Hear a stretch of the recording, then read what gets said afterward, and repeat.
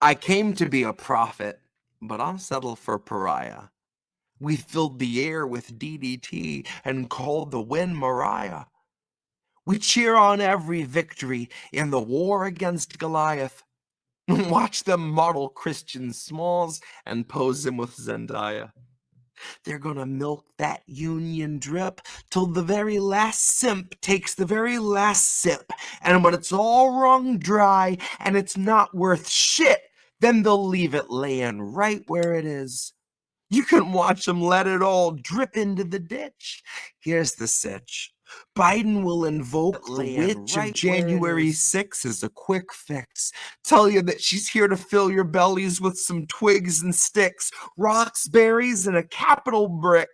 Concurrently, he's finger-wagging all of the Republicans while sucking their proverbial dicks. He'll fluff them up a couple of concessions in the flick of a bick. He just needs lights and a camera and prompter and someone to monitor that prompter who knows their shit. 'Cause Joe's gonna open up the show with a few short words to be chanted by old white folks wearing old white cloaks who will march in a circle around some progressive political star who is purely a place to spit. But it's all good fun, and there's no harm done when the banks yell, "Cut!" and they're calling it quits. It's all Flint water gone under the bridge, out of sight, out of mind, and dissolved in the mist. And Joe'll only need a flick of the wrist, and then the throat of the movement is slit. It'll sputter and gurgle and choke for a bit, bleed out in a viral clip. And as the last of its life force flows to the floor, he'll say, "That's my idea of a union drip." See, the eyes are a glimpse of the soul. So it says a whole lot if they aren't exposed. And your message is branding you stamped on your clothes. And the media storm is wherever you go. Then you go meet Joe. And you laugh at his quips. And you shake his hand with a nice firm grip. And you cry good trouble through the loafers on your lips. Too true, that's a union drip. Now, who knew that the victory gift for your unionization's a DNC script? And it's nice and precise, like a sniper who's trying to cripple you right where you live. The target they lead is your wallet. They seek to dismember your hands so you can't feed your family or pick up your kids. While they flatter themselves into orgasm, feigning respect for our unions, who wired our grids, who welded our ships, who died for our rights to not witness our children conscripted to 12-hour shifts in a mine from the time that they're 5, when they know damn well that the unions had thrived till they shattered its hip, showed up and handed out Pinkerton slips. And now it's as simple and status as symbol and making the star of the movement so bright that the movement itself is eclipsed. Now our mouths grow dusty and dry on the promise of union drips that trickle down out of a wealthy fist that is squeezing the heart of the working class hard as it can till it finally ruptures and splits, punctures a valve, and it laughs at the sound of the squish. The way that they laugh at the sight of us making a wage slave wish to a man on the cover of Vanity Fair saying, "Eat the rich." So this is for those who rely on commission or toil for tips, watching their bosses drink bottles of profit while all you get offered are jugs of their piss. If you seek out the soul of the movement or proof that the movement exists, try looking in the eyes of Chris. And when you find that you can't, then the answer is as simple as this. The movement is never one single face, and a drip is a leak to repair or replace. We won't eat the rich to suit expensive taste. We'll consume because survival's at stake. That's Union Drip.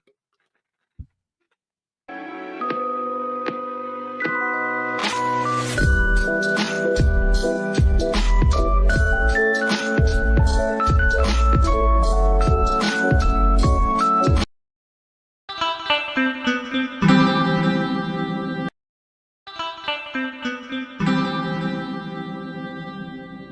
are these people?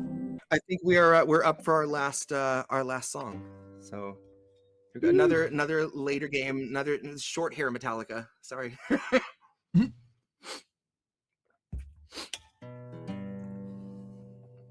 And my wife was kind enough the other day when I was practicing this to point out how much it sounds like Janie's Got a Gun, and now I'll never be able to hear the song the same because that's all I'm going to hear when I hear it. So.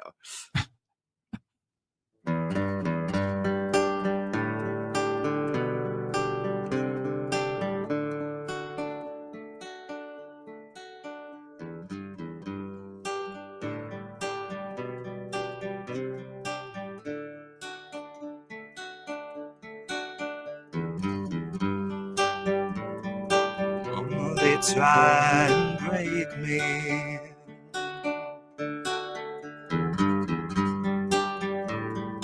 Mama, they try and break me.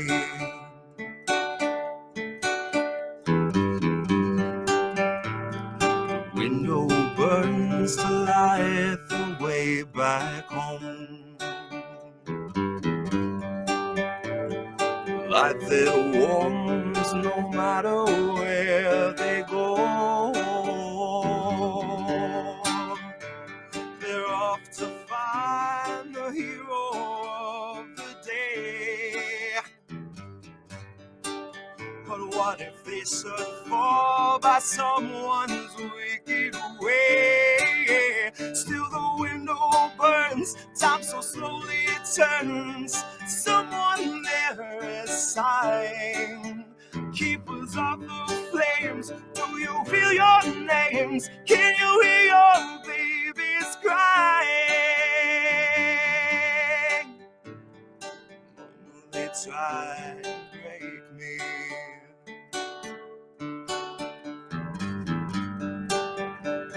Still they try and break me.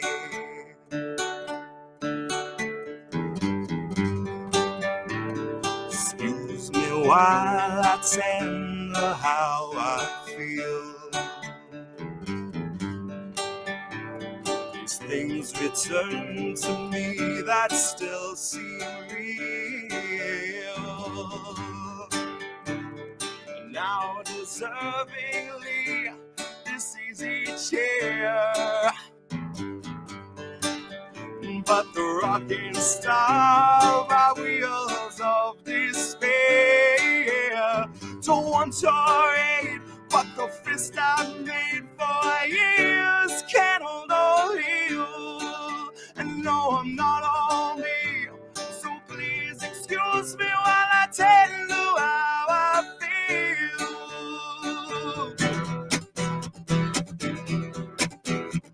But now the dreams and waking screams, oh, whatever lasts the night. So build a wall behind it, crawl and hide until it's light. So can you hear your babies crying now?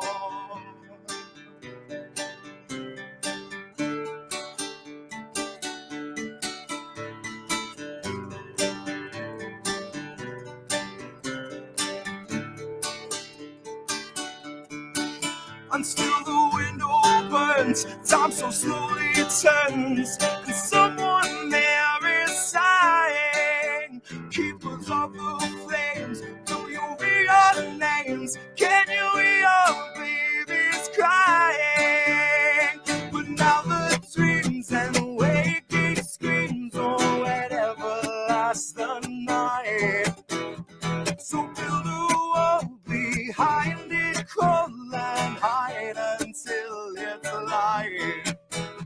So can you hear your babies crying now? Mama, they try and break me. Mama, they try and break me. Mama, they try and break me. they tried. Mama, they tried. Mama, they tried and break me. Mama, they tried and break me. Mama, they tried and break me. Mama, they tried. Mama, they tried. Oh! Yeah! Yeah! Yeah! Oh, I almost did a spit take. I almost lost the last of my coffee on the soundboard. Excuse me while I tend to how I feel. I was gonna make that a duet, but I was like, no, I can't. I know the words, but I can't. I literally, like, I wasn't sure that I know all the words, and that was part of it. I'm not that confident that I know all the words, but goddamn, I still know all the words. How about that? Oh man. Oh, we have lots of fun here. You know what's funny? When I thought about doing that song, I was like, you know, this was just one of those songs that, like, I didn't, looking back now, this is one of Metallica's finest songs. And back then, I just remember being like, oh, this is kind of a little bit more laid back for them. But, like, it's a damn good song. It's a really, really damn good song. So really damn good. You're the day, no leaf clover. You're with the load and the reload and blackout. So we're into the 90s for sure. 90s Metallica. Okay. I'm down with that.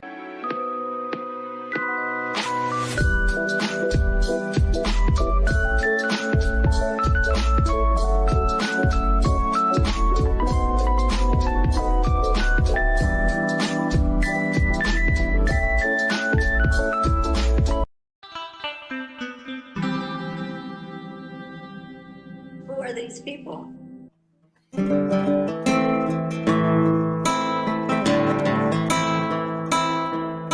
my granddad was a miner mighty long ago in Butte, who spent his whole life scraping by, who never left his boots. Then someone bought his bosses out and he'd outlived his use. They let him go, they trimmed the wage and they hired someone new. And he learned that that's what job creators do. Now walking through the heart of town, I see my daddy's shop. Then he shut down when the superstore got put in down the block. And he didn't have a lot of choice to work there all the same. For half of what he made when he had something to his name. He told me that's just the way it is, that's business through and through. And he told me that's what job creators do.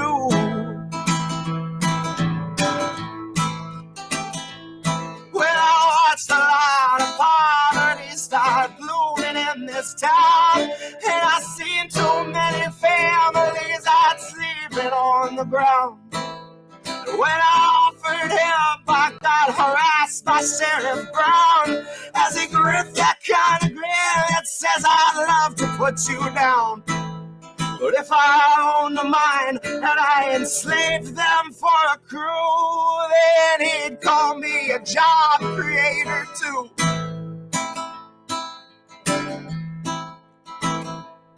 They'll tell you how 1,000 miles are hungry for your bread. And they'll say that to succeed you need to step on people's heads. Those suckers might be starving, but it's better them than you. They'll tell you that's what job creators do.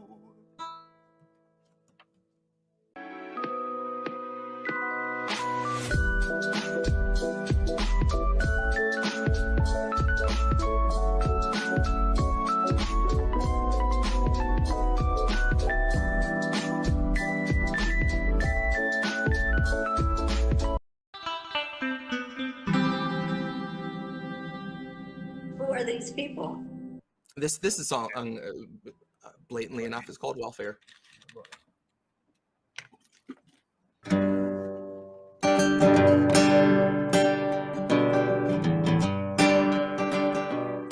When I heard him talk about welfare, I assume the corporate kind. All the billions loaned to criminals who pinch your every dime. Oh, my suite keeps so flush, they got money to burn in the sky. Well, they see useful clowns out punching down on folks in a food bank line. Think you got a little propaganda on you when you soaked up all those songs, 'cause you're following the son of an ember miner on a place called X.com. And you watch him bathe in PPP and can't see something's wrong, but gotta grind your gears when a check appears at the door of some single mom.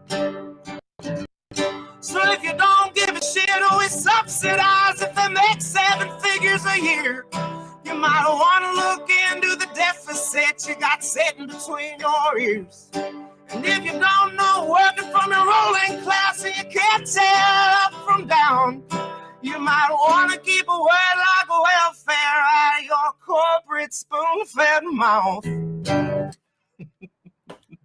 No, Indy left. What is happening here? To check out IndependentLeft.news. The Indie News Network. Indie Left News. Oh, hey, Indy Left. IndependentLeft.news. Great work. Indie Left News. IndependentLeft.news. Independent Left News. Shout out to Independent Left News. Shout out. Oh, what's up, Independent Left? Friend show. Thank you, IndependentLeft.news. The INN, Indy, you're wonderful. I think Indie was onto something. Independent News Network, Indie News. Yeah. What's up, Indy, over on Rockfin? Independent News Network, also known as INN. Indy Left News. I don't know if I would have made it through that 3 weeks without Indy, honestly. No, I was just going to ask Indy. A huge thank you and shout out to Indie Left. No, you know what we're doing? We're world building, Indie. Indie Left News. You were doing the INN recruiting. Indie News. Independent Left News. Shout out to Independent Left News. Check out Independent Left News. At Kennedy News. I see Indy's in the chat. Hi, Indy. Okay, great. Bye. Okay, hi. What's up? No, don't go anywhere.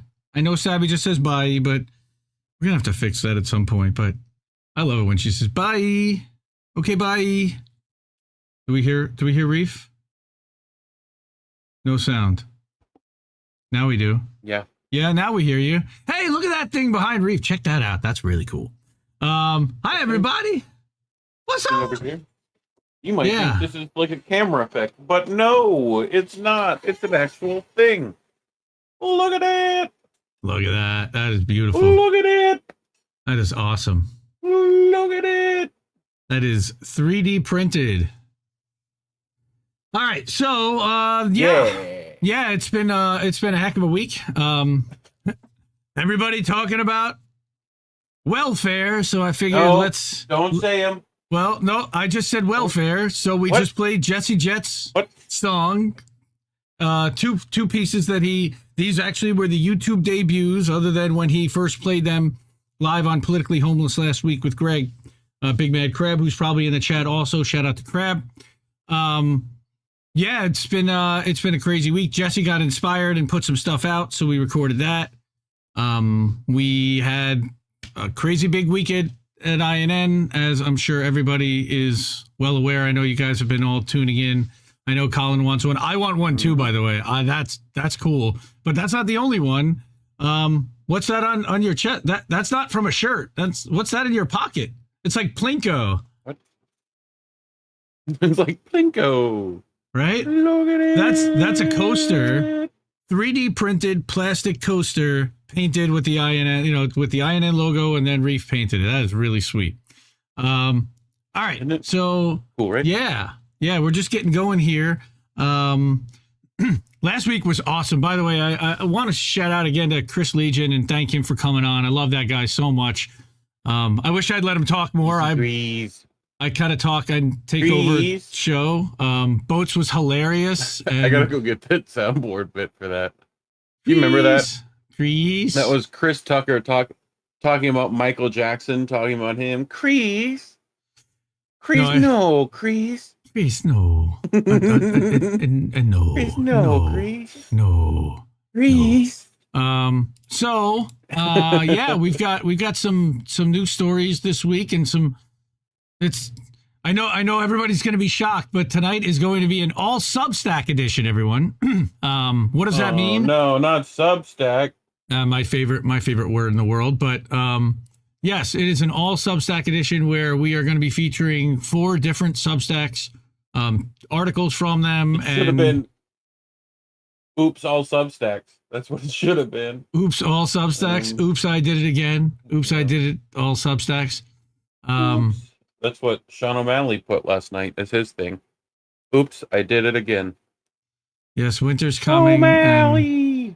Yes, O'Malley. Goodness. Speaking of O'Malley, that was a hell of a fight last night. I know, dude. That was great job there, Sean. Aljamain Sterling got knocked the fuck out. Fuck basically. out. Damn, dude. Like he got Zhang caught. Wei Li did great. And I was never really I always liked watching boxing growing up and in my 20s and 30s. Since I started hanging with this dude, he got me into MMA. I'm sorry. I like watching fights, and Saturday night became fight night all of a sudden, and my wife is not thrilled about it, but I certainly enjoy it. So, all right, let's get to it. So, welcome to How Did We Miss That, everybody? So, How Do We Miss That, of course, everyone knows, is a show featuring articles written by independent journalists who expose corruption, cover workers organizing, and environmental crises while challenging corporate establishment narratives and talking points. New episodes stream live Sunday nights at 10 p.m. Eastern on our YouTube, Rumble, Twitch, Rockfin, Substack, Facebook, Telegram channels. Yes, we're live on Telegram. The podcast is usually published within a couple days on Amazon, Apple, Google, Spotify, and more. And if I stay up late that night, I actually publish it that night, and it'll be available in the morning. I am Indy. I am the co-host for everybody listening on the Substack. That's me. That's the guy talking all the time, at least in the beginning. I'm the founder and editor of the Indie Media Today Substack. You go follow that over there at indiemediatoday.substack.com. Co-host of American Tradition with Jett on INN. And more recently, I am the co-host of Nobody Wants to Work Anymore on INN and with the Snow Himbo, who might also be in chat. What's up to Snow Himbo if he's there? Shout out to him. I got this guy sitting next to me. That's Reef Breland. It's a little dark where you're sitting. It looks like you're sitting in the dark. I don't know what it is. But, this guy is... Hello, motherfucker. Yeah. INN's technical director. He is the creator, engineer, and co-host of INN News, as well as for Misty, Winston show, and for Tara Reade, the Politics of Survival with Tara Reade. Yep. And we help out a lot of people around here. So we are members of and co-founders of Indie News Network. You might be watching us on there. That's a collaborative family of independent content creators. You can find all our channels at inn.network. And of course, please make sure that you share the link, like the stream, subscribe to our channel on all the platforms where you watch and listen. We're everywhere, but we're also heavily suppressed everywhere. If people don't share this, people don't see this. I mean, if I don't DM the links to people. Yes, thank you, Reef. We love your INN plastic coin. Yes, we love it. INN, here's what you're talking about. That's what you're talking about. Jax Page, what's up? Welcome. What's up, Jax? Hurricane survivor, Jax Page, hunkered down in the Baja. The Baja. In the Baja. You got to do Jesse Ventura to do the Baja. I have a silo of tortillas down in the Baja. Oh, boy. Yes, we do. I did pick out some articles back in the Navy SEALs. Out of Substack. It was kind of hard to find some good articles this week. I had a few other ones. I'm like, these are just not interesting in the end. Like, I don't know. I don't even want to watch these. So let's find some different ones, and had to kind of punt and go back to the drawing board and get some stuff done. So we did. And so check this out. We're going to talk first about CJ Hopkins. And he's going to make fun of Elon Musk, and we like doing that. We call him Elmo over here. So we're going to talk about Elmo, and then we're going to showcase some different people that we really haven't talked about before. And I like finding new writers and new creators and bringing in different perspectives. So let's get to it. All right. Boom. CJ Hopkins. Wrong one. Excuse me. Oh, shit. Here we go again. Wait, sorry, I fat fingered it. Was that Tara's closing music? Yes, I think it was. All right, CJ Hopkins is making fun of Elmo in the free speech Twitter psyop, which I think we knew in the beginning was a joke and a myth and not real. And CJ's talking about how it's a very enjoyable experience facing the fact that you've been bamboozled. Realizing that you've fallen prey to an elaborate con. Right. Or psyop is painful. It's embarrassing. People feel ashamed. No one likes to see themselves as a sucker. It's humiliating and it makes people angry. It makes them want to lash out at someone. I'm not talking about anybody that came out with a famous song or anything in the last couple of weeks. Nope. That's not what this is about. But if you want to apply it to that, you go ahead. The funny thing is, it usually isn't the person that conned them that they want to lash out at. Doing that would only make them feel more ashamed. No, typically who people want to lash out at when they finally realize that they've been bamboozled are the people who didn't get bamboozled along with them and who tried to warn them that they were being bamboozled. This phenomenon is occurring. Funny how that works. Yeah, this phenomenon is occurring right now. I know this because a certain sector of my readers are angrily unsubscribing from my Substack and unfollowing me on Twitter and so on.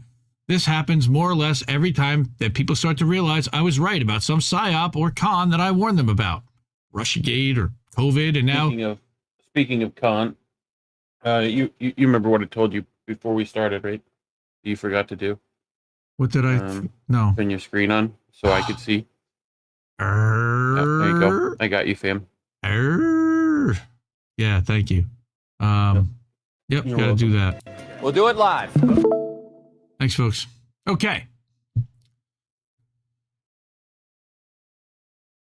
Who tried to warn them? Okay, so again, let's go back. Typically, who people want to lash out at when they finally realize they've been bamboozled are the people who didn't get bamboozled along with them and who tried to warn them that they were being bamboozled. This phenomenon is occurring. Damn, it must be true. It must be. This phenomenon is occurring right now, and I know this because CJ says a certain sector of his readers are angrily unsubscribing from his Substack and unfollowing him on Twitter and so on. This happens more or less every time people start to realize I was right about some psyop or con I warned them about. Rushgate, COVID, now free speech Twitter or X or whatever we're calling it today. That's right. The jig is up. And I don't think that the jig was really ever down with us, but the bloom is off the rose. The cat is out of the bag. The party's over. The thrill is gone. Right, that's just very much. The thrill is gone. That's very much. I heard that in George Carlin's voice. I heard that read to me in George Carlin's voice. The jig is up. The bloom's off the rose. The cat's out of the bag. The party's over. The thrill is gone. You know, folks are finally starting to realize that free speech Twitter, quote unquote, was an elaborate con or a psyop, depending on how paranoid you are. And they're none too happy about this realization. So they're taking it out on blasphemers like me who tried to warn them about the Emperor Elonicus, which we laughed about 8 months ago, and how the Twitter files was a textbook limited hangout, and who pointed out how Musk shut it down as soon as it had served its purpose, and who had referred to some of them as Musk cultists and suckers, and who tweeted sarcastic tweets like this. Who's in control of Twitter? Gosh, we have no idea. Who could it possibly be? It certainly couldn't be our free speech loving cult leader who owns the fucking company. No, it has to be some secret cabal of woke communist libtard saboteurs. Yeah, that's got to be it.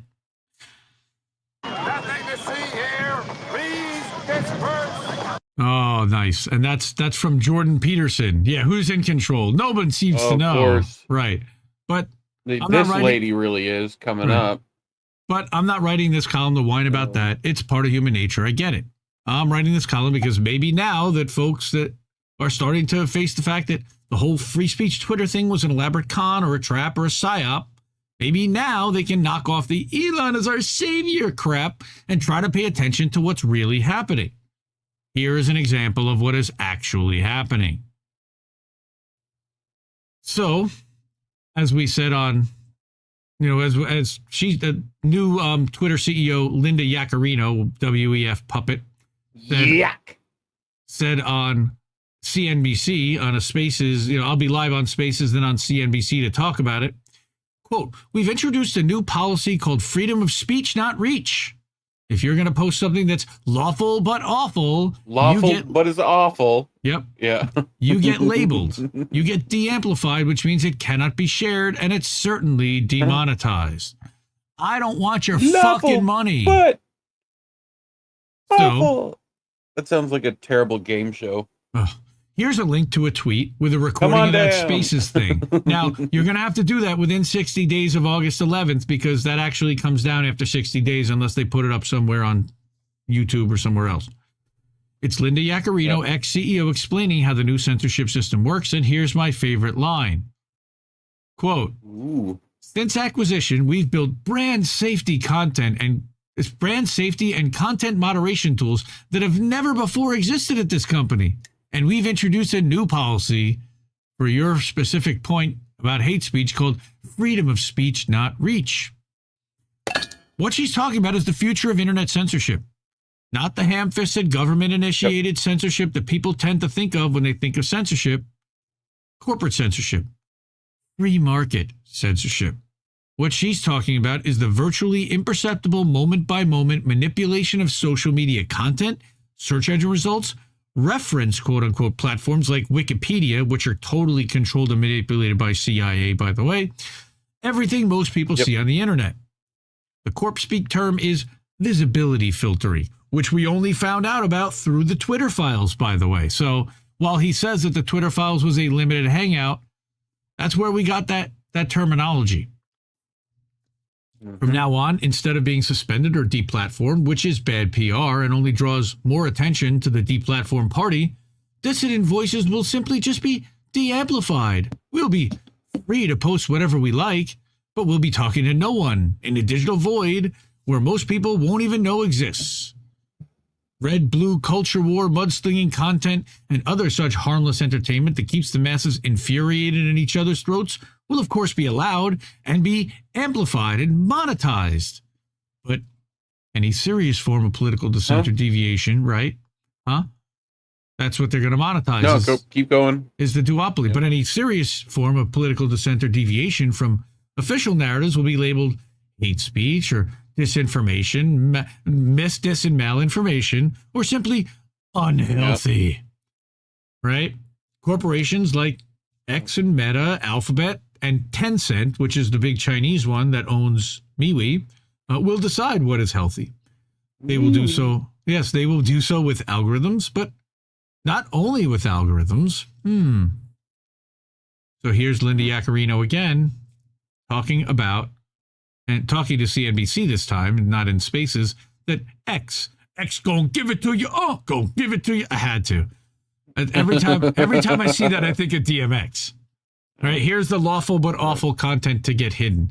All right, but here's what they say. X is committed to encouraging healthy behavior. 99.9% of all impressions are healthy, and we have an extraordinary team of people who are overseeing hands-on keyboards, monitoring all day, every day. That's not creepy or anything, to make sure that 99.9% of impressions remain at that number.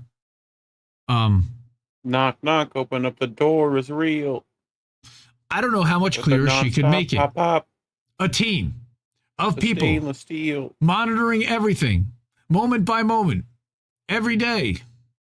Not some badly written algorithm. All day.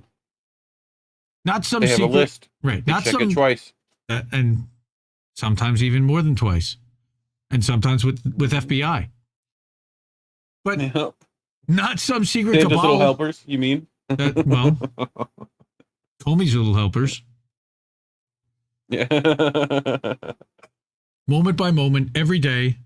Not some badly written algorithm. Not some secret cabal of mutinous wokesters sabotaging Elon's vision. Not the FBI, not the CIA, not the WEF, not the Rothschilds. Just Twitter. Just X.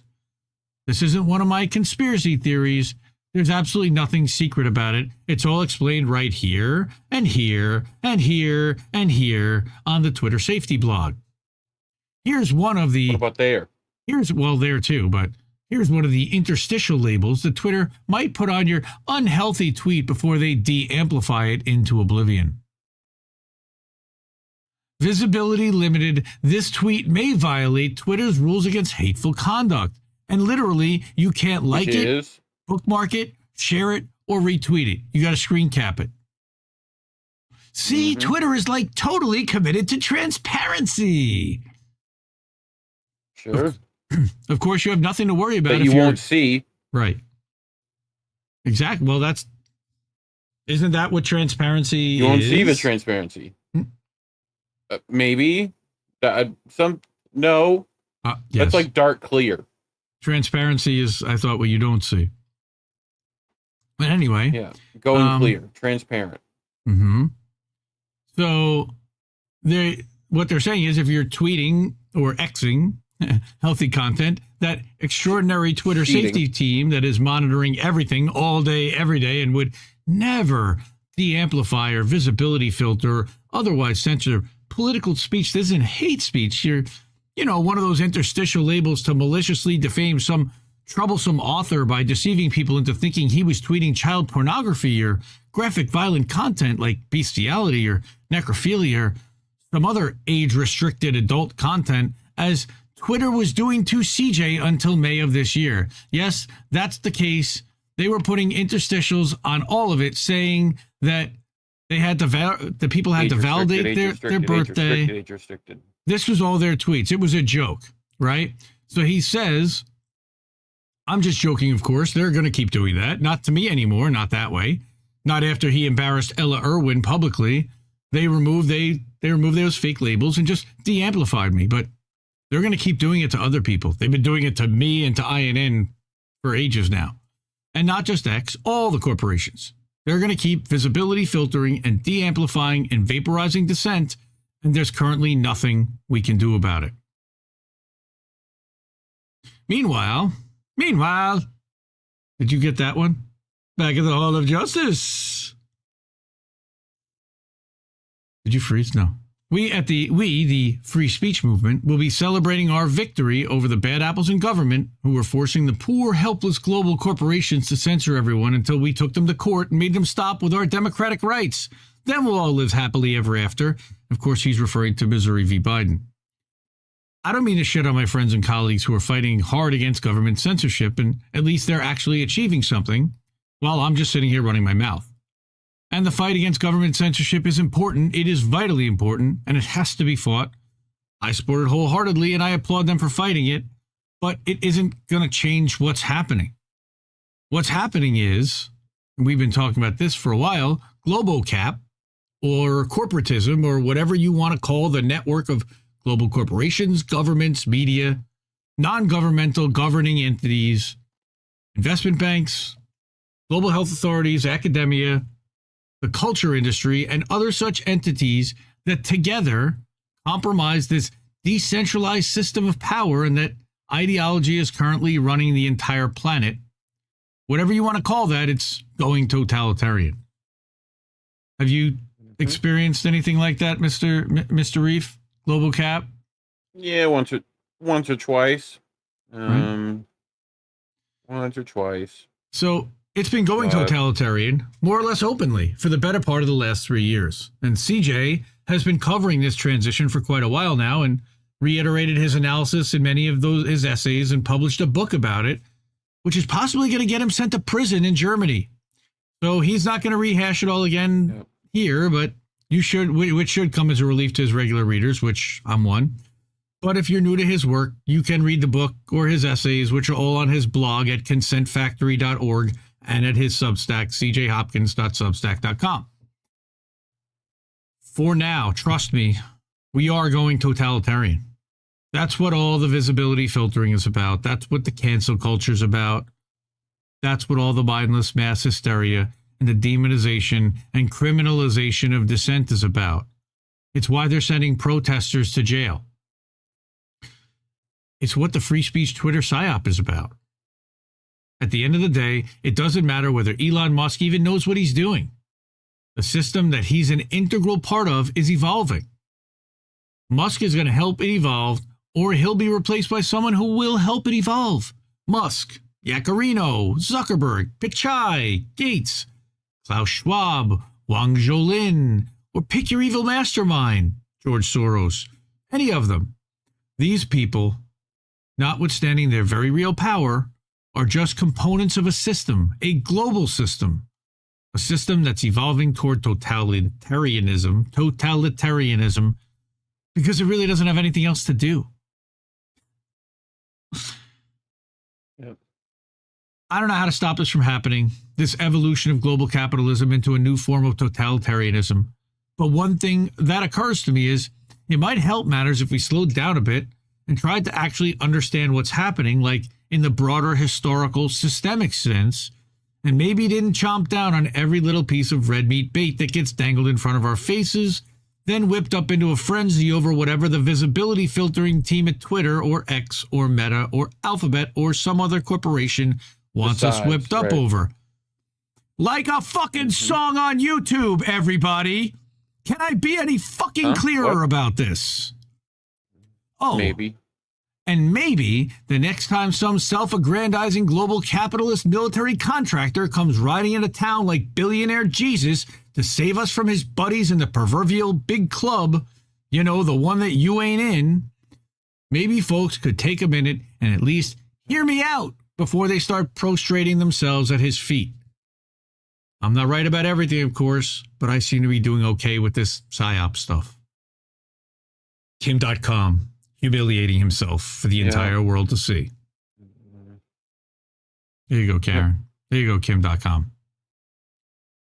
Subscribe to CJ Hopkins. I adore that man. He's a treasure. I love him to death. I actually, Substack, or maybe I downloaded some app that dictates Substacks to you from the app. So I actually listened to this kind of like in a robotic voice. Say it to me as I was reading it. Female robotic voice. And I just kept nodding along and predictably saying, like you did, pretty much what he was saying throughout. And it's a great piece. Big fan of CJ. I know he doesn't have many answers other than to acknowledge that this is what's happening and to try to tell everyone around us, because still I saw he put up a thing today. Might have been today, might have been yesterday. It was like, yeah, we make mistakes and we sometimes fail, but we try. Right? Rich people are good too. Yeah, there's good in the world too. Things are terrible, but there's also good in the world. I think Twidget got frozen. Damn it. Okay. It does that. Yeah, it does that sometimes. Okay, so let me grab the link to the stream again so I can start putting chats up, because I would like to show what people are saying here. Yeah, I don't want to be in that club either. It's got a lot of pedos in it, for sure. First of Carlin, chapter 4, verse 3. That's right. Well, also, Frozen Reef? No, it's not. He's not frozen. KYE? No, he's not frozen. All right, so I think his real evil company... No, I have practiced standing so still that people don't see me. It's that Guardians of the Galaxy reference or whatever. Old Batista. Nice. Shout out to Dave Batista. All right, let's put up... Elon never inhaled the blunt. I saw it. Really, gamer? Is that true? He never inhaled it? I know he was sitting there in a cloud of smoke. Yes, he's using his Skynet software, not just for Ukraine, but also he used it in Hawaii, by the way. He sent Skynet and Tesla Powerwalls to Hawaii. So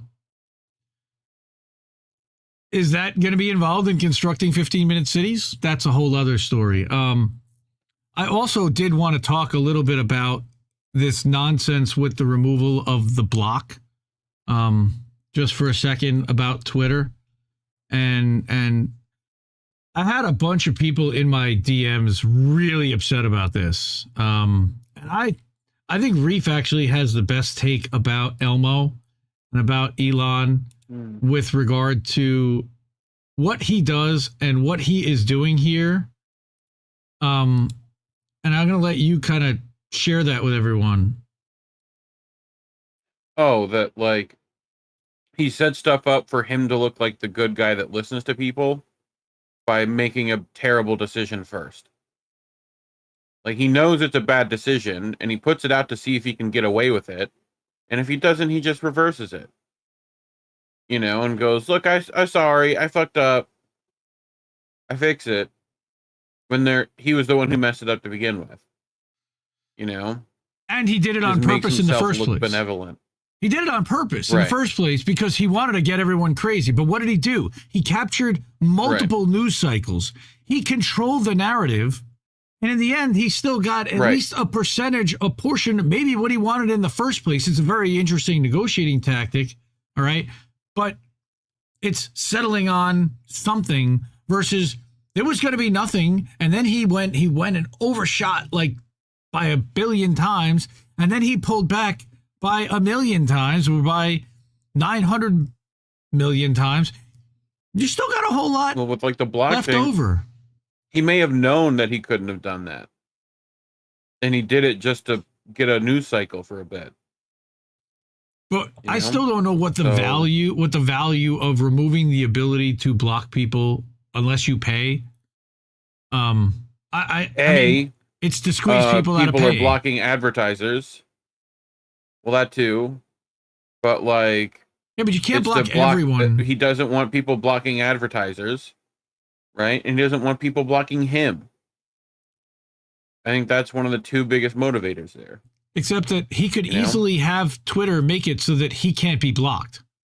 Easily. Sure, but it's also, I think blocking as a whole costs them money to do. Like they have to make their system keep people from seeing your crap.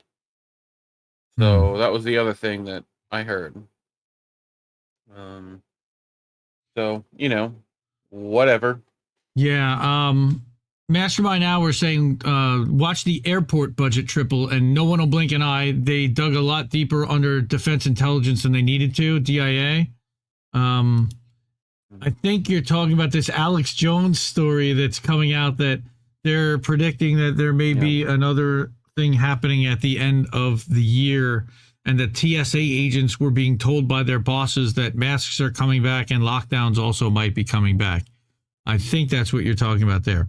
But I did want to get to our next story, Substack and Substack wise. And like I said, for those who hadn't been here earlier, today is the night of 1,000 Substacks. No, I'm just kidding.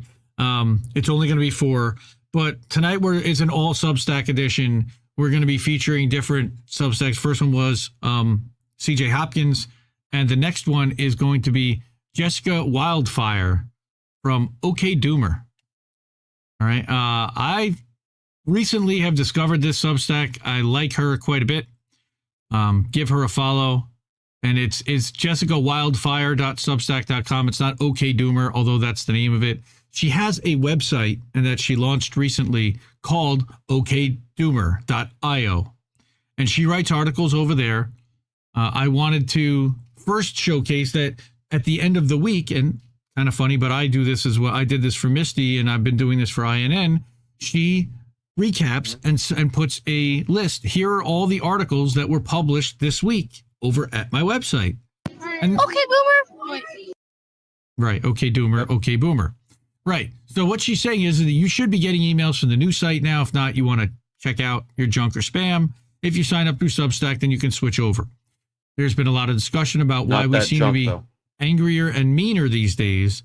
A lot, of course, of these discussions, and I think you're going to find this one really interesting, willfully overlooks the obvious. I think these posts sum up the collective psychological state that we're in.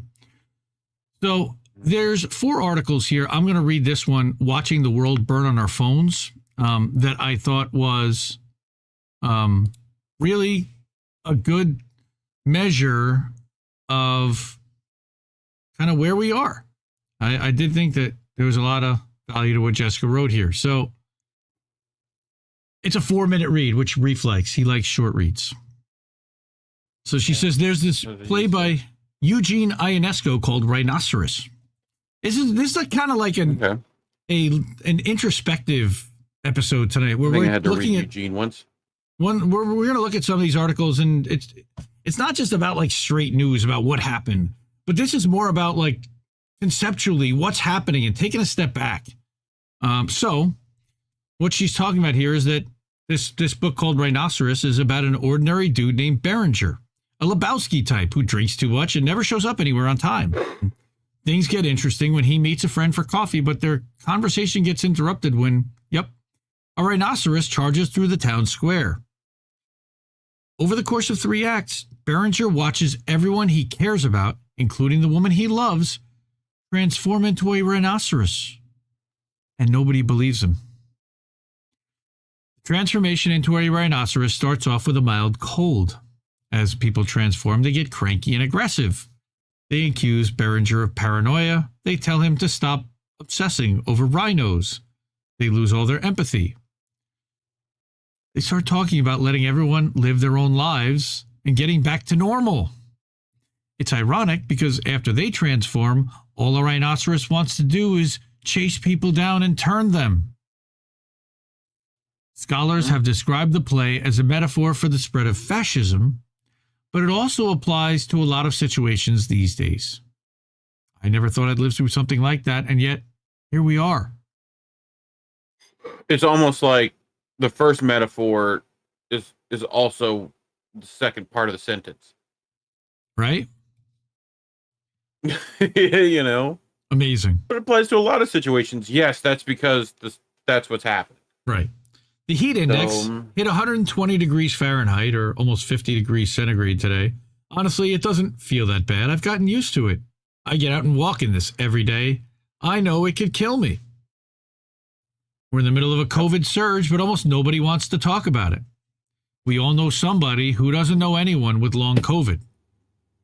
Suddenly, people who were in the ICU have no memory of it or pretend they were never sick. People are forgetting entire conversations. Sometimes even the media can't help but report on the undercurrent of fatigue and resentment that pervades public life. Everything feels off. There's no end to the depressing stories. An entire town burns down during a firestorm. Teachers mock disabled children. Schools punish kids for talking during lunch. They're replacing libraries with detention centers. Yes, they're really doing that. Newspapers publish stories about experts baffled by sudden spikes in heart attacks and chronic illness. They blame environmentalists for holding up progress on renewable energy. They report on labor shortages and broken supply chains. Then they report on the avalanche of studies showing the organ and brain damage caused by the disease everyone wants to ignore. They want to hold everyone accountable. That, right, that exacerbated that. Safe and effective. Mm-hmm. Heart swells with pride. Sure. They want to hold everyone accountable except the ones responsible. They're pulling a rhino. There's a relentless pressure to act happy now. You have to go to the office. You have to go to bars and restaurants. You have to go to concerts. You have to go on vacation. You have to post about it. You have to talk to strangers. But you can't talk about all the friends and family you've lost. You can't talk about how tired you are. You can't talk about politics. You can't talk about climate change. You can't talk about the wildfires or that town that burned down. You can't talk about living through the hot... Well, you can, but it ends up in an argument that devolves into a political, depending on which news you watch and consume, who you decide you're going to blame rather than what are we going to do about it. You can't blame you can't talk about masks or air purifiers. You can't talk about student loans. You can't talk about the wars we're fighting or getting ready to fight. You can't talk about anything that matters. You can only talk about the latest shitty superhero movie. You can talk about Barbie. You can talk about celebrity gossip. You can talk about the vacation you pretended to enjoy. You can talk about yoga. You can talk about your morning routine. You can talk about sports. And you can talk about, of course, the song that everyone seems to be talking about in our world right now. What? What? Oh, that wasn't written in there. Sorry. What? The conspiracy theories are getting even crazier. Now people don't believe in viruses at all. They don't believe in polio. They don't believe in the flu. It's just a flu. Who doesn't believe in polio and the flu? I don't know. They don't even believe droughts are real anymore. They believe the government is hiding endless supplies of clean water deep underground. They believe the government is starting fires with space lasers. They're turning into rhinos. I mean, is that so? No. That's what Jessica's saying. Now here's the thing. Yeah, but I'm yelling at Jessica. Jessica, what are you doing? Well, here's what she's going to say. There's a reason why everyone's so tired and miserable. And it's not because of climate change, and it's not because of the pandemic. It's because of this tedious, soul-sucking normal that we're forcing each other to endure. It doesn't have to be like this. We don't have to turn into rhinos. We could ditch this normal for something else. All we have to do is stop pretending. It would be easy. Now, I argue with her over whether I think this would be easy. I think this would be tremendously difficult and a huge lift to ask a lot of people to sacrifice. But I'm frustrated because this is what they also do. Like that space lasers thing. They force people who are normally rational people to listen to a rational statement about directed energy weapons. Technology we already have and have not only said that we have, but that other countries also have. Like, we literally just made a weaponized Space Force division. Yep. And that's somehow questioning, that it might have been used on civilians to test. Like, is somehow crazy to, speculate on. Right. I just find that ridiculous. Anyway, continue. I think your audio might be off from your video just slightly by a second, but that's okay. Okay. Well, I don't know what we do about that now. But anyway, we don't have to turn into rhinos like she says it would be easy, and I disagree. She says we have the knowledge and tools to survive. We could build tiny houses for everyone. Yeah, but not everyone can survive in a tiny house. We could build root cellars. We could build earth tubes. We could leave these shitty jobs in ugly McMansions in the desert. We could localize our supply chains. We could let go of beef. We could build rain catchment systems, and we could get around on carts and bicycles. That really sounds like 15-minute cities. We could ration energy and electricity. We could be happy. We're not miserable because of viruses or heat indexes. We're miserable because the system forces us to participate in our own destruction. We're miserable because we know deep down that we're in trouble, that we have to adapt, but we're still expected to sling lattes for assholes all the way up until the moment that a wildfire or a flood engulfs our neighborhood. We're miserable because we're forced to watch the world burn on our phones, and then we're accused of doom scrolling. Isn't that something? Yep. Yeah. So that's probably why it was delayed a little, because I'm on. Oh, much better. Yay. Okay. So, I know you'll be thrilled about this because you missed this part. She's saying that we should ration energy and electricity. Just give me those smart meters, everybody. Of course. Like, bro, she's asking for it. She's asking for energy it. Lockdowns. 15 Energy lockdowns. This is what everyone said that they were talking about. Localizing our supply chains. Again, 15-minute cities. We could let go of beef. Eat the bugs. I think she may be a WEF puppet here. We could build rain catchment systems, but the WEF won't allow it, and they're going to outlaw it in California and elsewhere. Getting around on carts and bicycles. Only if you don't want to go further than 15 minutes away from where you live. And yes, public transportation, whatever. We could be happy. Now, I will say that I did read some other articles of hers that I thought were better. OK Doomer is a pretty good website. The right to mask, yes, you certainly have the right to mask. But you don't have the right to make anybody else mask unless you're in a hospital. But check out Jessica. I wonder if she feels like you should do your own research. I bet you she's not. What? Yeah, the ugly truth about sleep. Maybe you don't need a friend. Maybe you need something else. Okay. You don't have to be likable. Interesting articles. Definitely stuff worth taking a look at and a little bit deeper. I think you're giving too much credit, but okay. Maybe. Or yell at her and tell her that she doesn't know what the hell she's talking about. Okay, you don't know what the hell you're talking about. Okay, done. Beautiful. That was hard. So, what? The next no Substack in the chat. Looks like we got ourselves a reader. Looks like we got ourselves a reader. That's right. That's the Jimmy Dore line. Yeah. Why you all reading and shit? Yep. That's great. Awesome. No himbo. We could be happy. Let me guess. We will own nothing too, right? Own nothing. Yeah. We eat the bugs and we be happy from Uncle Klaus. Yeah, bro. That was my God. Fucking... You gotta read further before. I read through the whole thing, and that's not what I read the first time. I'm telling you right now, that's not what I read. Okay. Maybe I read a different article. Read better. Jeez, that's.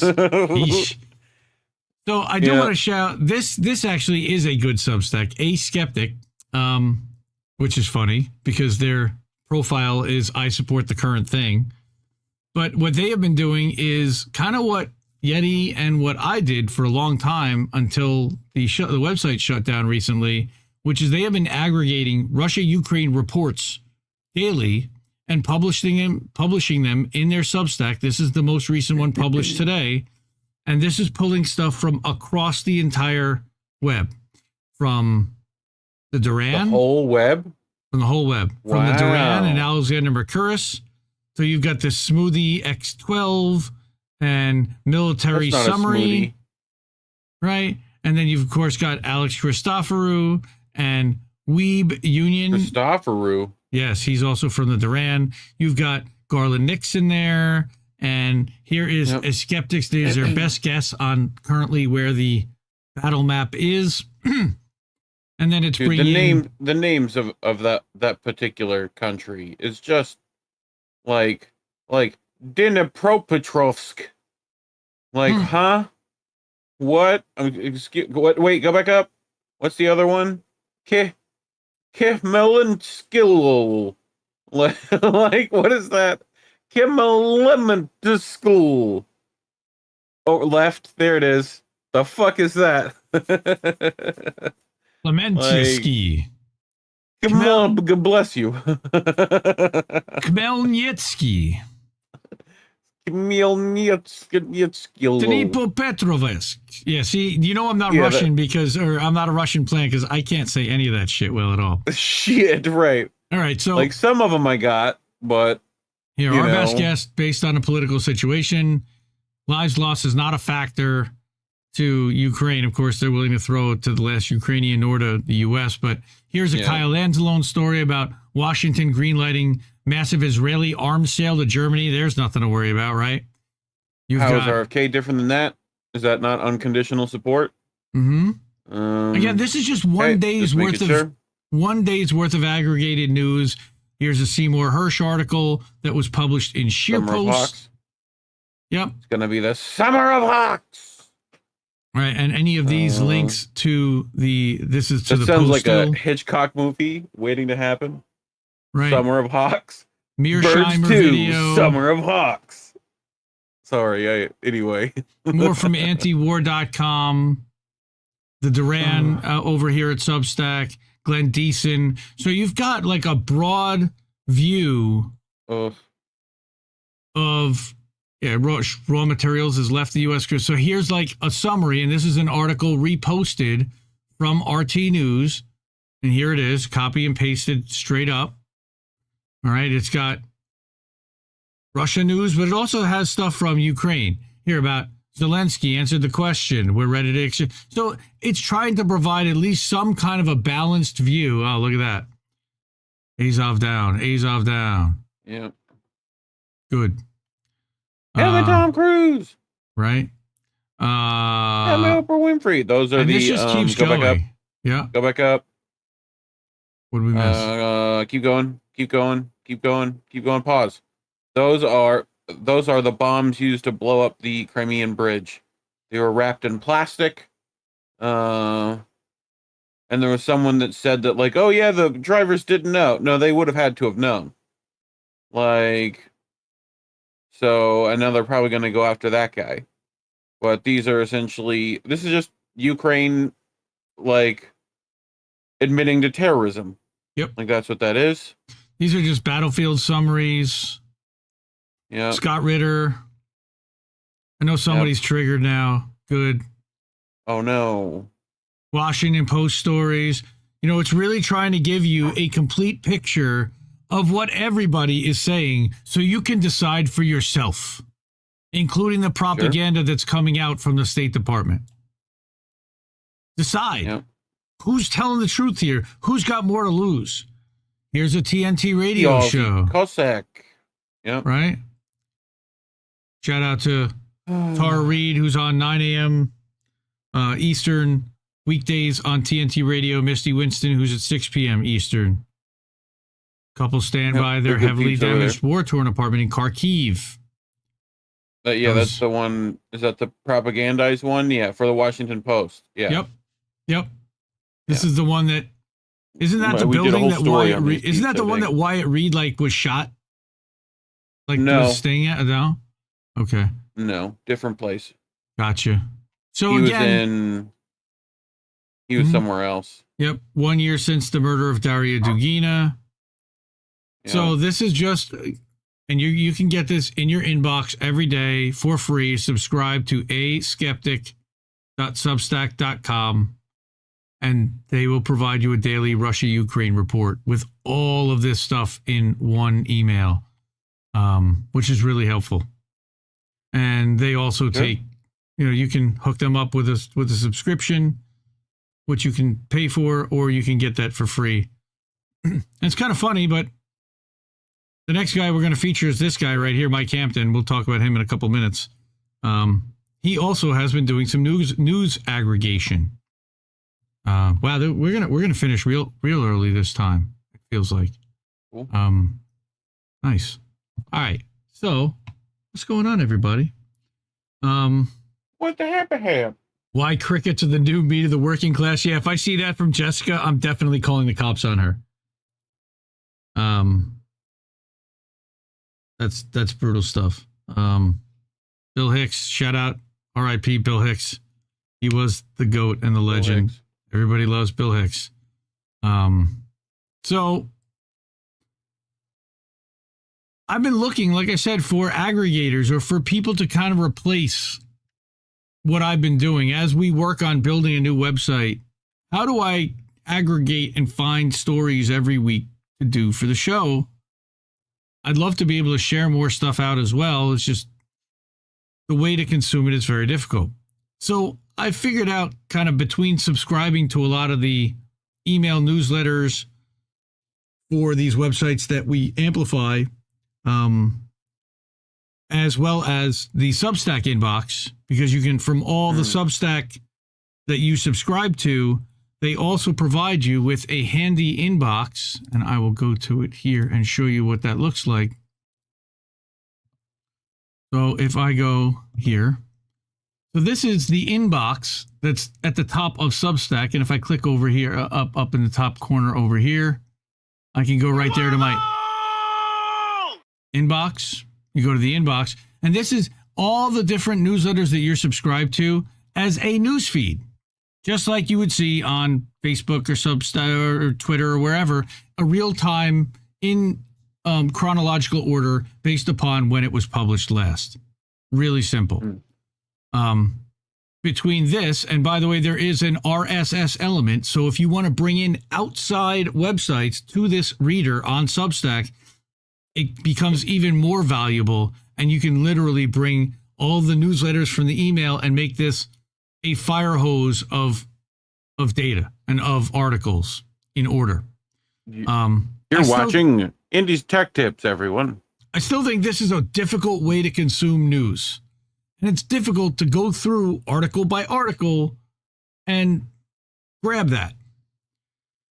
So I really appreciate when I find somebody like this guy, Mike, who I recently found through Substack Notes. He has been writing one called Same Shit, Different Government. It turns out he's from South Africa. South Africa? about a week and a half or 2 weeks ago, I saw that he started doing something called the Substack Sitrep. I was like, wow, that's really interesting.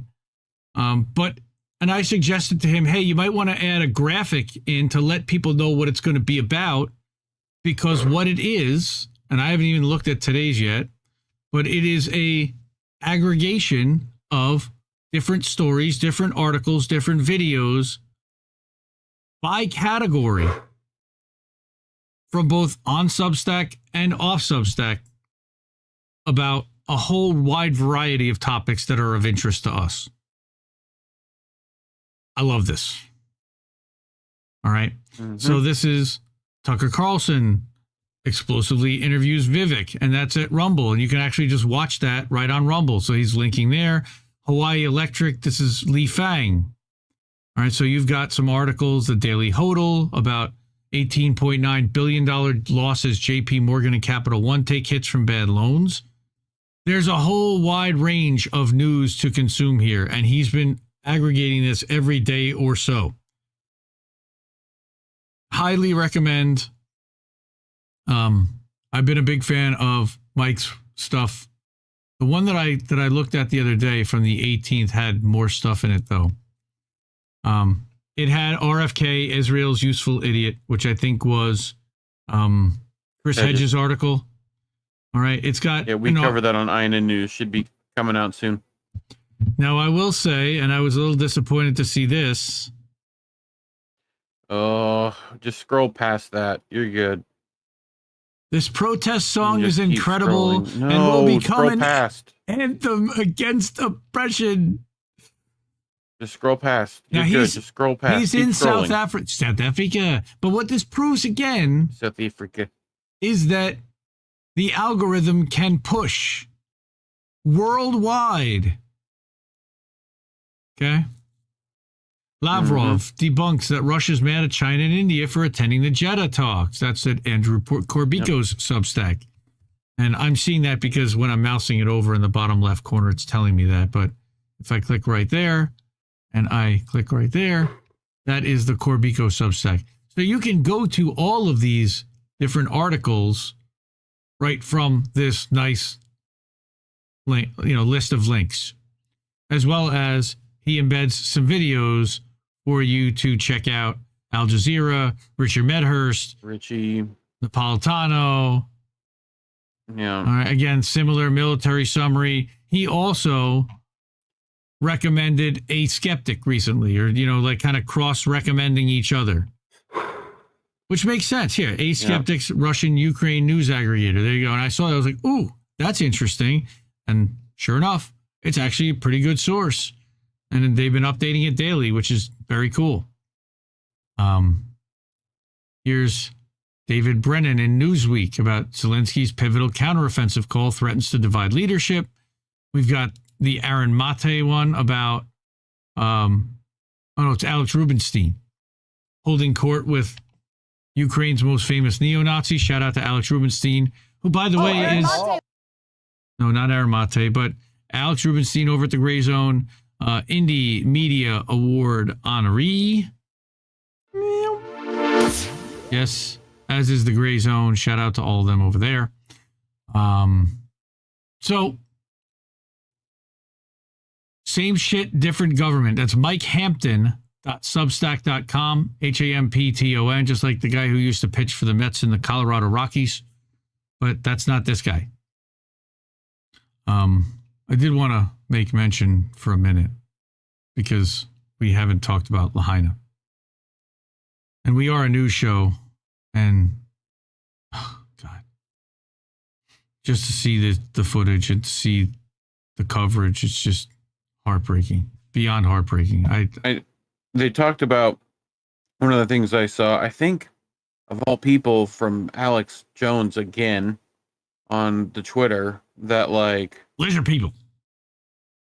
Yes, that like the people were at work. They sent the kids home. Oh, bro.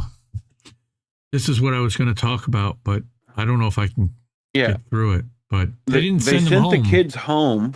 No, they like were at school. They sent them home due to like heat advisory and Like, and then they never turned on the sirens. They cut the power. So, but it turns out that they said that they never sent the kids to school because the power was out. But right, which means that the parents went to work. Oh, I can't. I mean, yeah. I was watching. I mean, I'm no parent, but I can sympathize with that. I can't even. I can't. It's unimaginable and indescribable. The kind of helpless feeling that you might, and supposedly on top of the fact there were cops that were blocking the road. I saw something about that. There were all kinds of weird things that happened here. If you go to Amira, the Empathic Times, she did a story, as did Jimmy Dore on Friday, about one of the water commissioners in Hawaii didn't want to allow the water to be released to put the fire out until it was too late. I mean, Crab, the older I get, the more I realize that Alex Jones served a purpose. And last week I said I realized he was right. He wasn't right. He was predictive programming in a way. He was also sensationalizing to the point. Yeah, that's the word. Yeah, he sensationalizes it so that when it actually happens in reality, somehow you can swallow it because at least it was talked about. He turns Whitney's actual information into the New World Order, the Illuminati, and then turns Monsanto information into they're turning the friggin' frogs gay. Like, this is what he does. You know, he's meant to do that. You know, I've heard a lot about how the locals have been stepping up to help each other, but that the outsiders have been not, to say the least. They've been. The outsiders. I couldn't. Yeah, I couldn't go the whole week without talking about the people of Lahaina, and I've never been to Hawaii. I mean, I just can't imagine losing your whole town, losing that many residents, and you know, somebody was I was a Squirrel Tribe. I don't know if you guys are subscribed at all to Squirrel Tribe over on YouTube. She's good, Michelle. She talked a little bit about it. She's like, I don't know if I'm going to be able to get through it either, and saying that there might, you know, there's a good chance that there are entire families that were lost, and that might be why the counts are lower, because there's not even anybody to claim the bodies or to claim that people are missing, because literally everyone that they knew also is gone. And yeah, Dr. Nick, she's great. I like her. Big fan of hers. I would love to have her on my show. So if you comment to her, I'd love to interview her and talk to her about how she started doing this, when, and learn a little bit more about her. I follow her on Instagram as well. She's got the Squirrel Tribe 2.0. She talks more about like her own personal life and her kids and travel stuff, and she's outstanding. All right. I didn't want to hit with like such depressing shit. But like I said, I did want to talk a little bit about Hawaii. There is something else, and I did want to cover. It's not really a story per se, but I am the INN hype man, as everybody knows. But there are some new projects going on at INN. I think some of you here know about them. Some of you who may be listening on the podcast do not. So I wanted to kind of just go through a few of them and share it with everyone so you guys can see. The first one is our buddy Joe. That's Shut the Fuck Up Shitlib. He's over on TikTok. And he's been over on TikTok for a little while. He's actually got a pretty big following now. He's 7,500 followers, and he's putting out videos pretty often. I wanted to showcase that in the beginning of one of these videos, he actually shows his face. I think it might be this one. You're about to expose him right now? No. That one? Hardly. He exposes himself. Yeah. You saw it here first. Indy exposes Joe. Why is this not playing now? Because it's killing my screen on top of it. What? I don't know. Try. OBS might be killing it. I don't know. That's weird. Okay. I don't. It shouldn't. The government withholding every single one of our donations. If there is no one there to pick it up, it's getting locked up and not utilized. Why is the government preventing Hawaii from getting supplies and help? Why is it that the locals are the reason why they're getting supplies and a little bit of help? Oh, we see all that money that Biden supposedly has sent Hawaii, but that's money to rebuild for the elites, for their plan of their smart city, because the locals refuse to sell their land. And so they took it from them. They're wasting no time to take that land from the locals. Meanwhile, they're just stranded and getting no help at all from our government. That money is not going to go to them. It's going to the future plans of that island that they took. Yep. So Joe's been sharing some videos like this, absolute fire, over at TikTok. TikTok.com/STFU shitlib2. INN, by the way, is also over. Just stop. This is it. You good? You got it? Yeah. Indie News Network. Man, my screen is flickering hard. That's not it. What is going on here? Oh, it's indienews.network. That's why.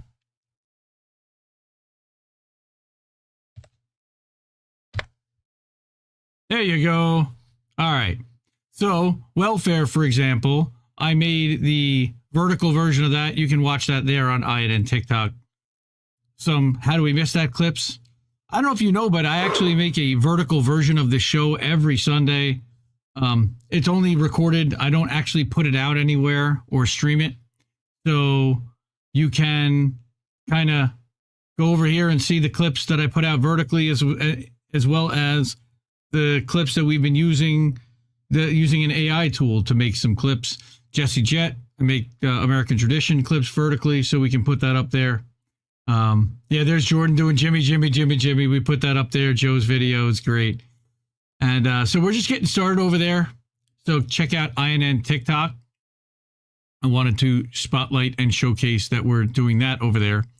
I also wanted to showcase over at, hang on a second. 2 playlists. So first of all, that we started a new show. I started a show with Himbo. I think I mentioned it earlier, and that's called Nobody Wants to Work Anymore. I wasn't really being public about the fact that I've been out there looking for a new gig, and that it's been a challenge in 2023 to find a new job.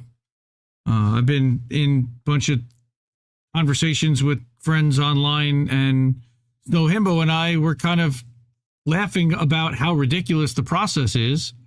And so we decided to make a show about it called Nobody Wants to Work Anymore. So that has been on INN. We've done 4 episodes so far. You can check that out as a playlist on indienews.network. I will put that in the description after the show is over and in the links, as well as on the Substack.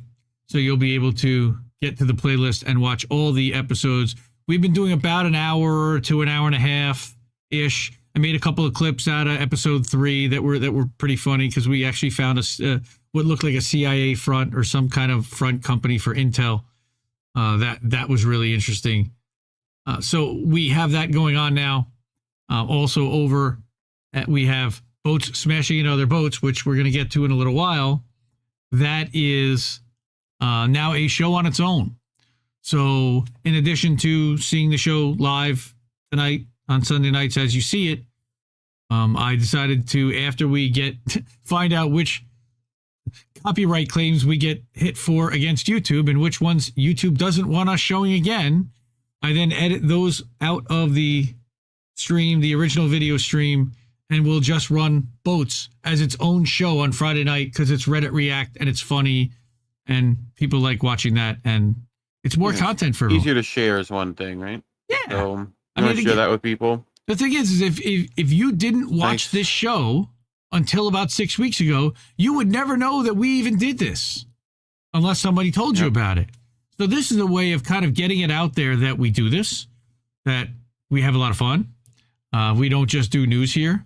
And that, this does hold up and stand alone as content for itself. There's one other thing I wanted to show, and I know that I've shown this before, but the Indie News Network, the INN Substack, there have been some articles that have been written over there recently, and I want to share with everybody so you can see what that looks like and who's been writing and let's talk about that for a minute.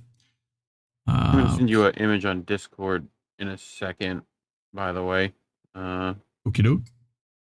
And for you to pull up. Thank you. Yeah. All right. So let me go back to screen here. This is what indienewsnetwork.substack.com looks like right now. We have the current weekly schedule. And again, like I said, I've been putting these out every week on Friday afternoon, about 6, 7 o'clock Eastern.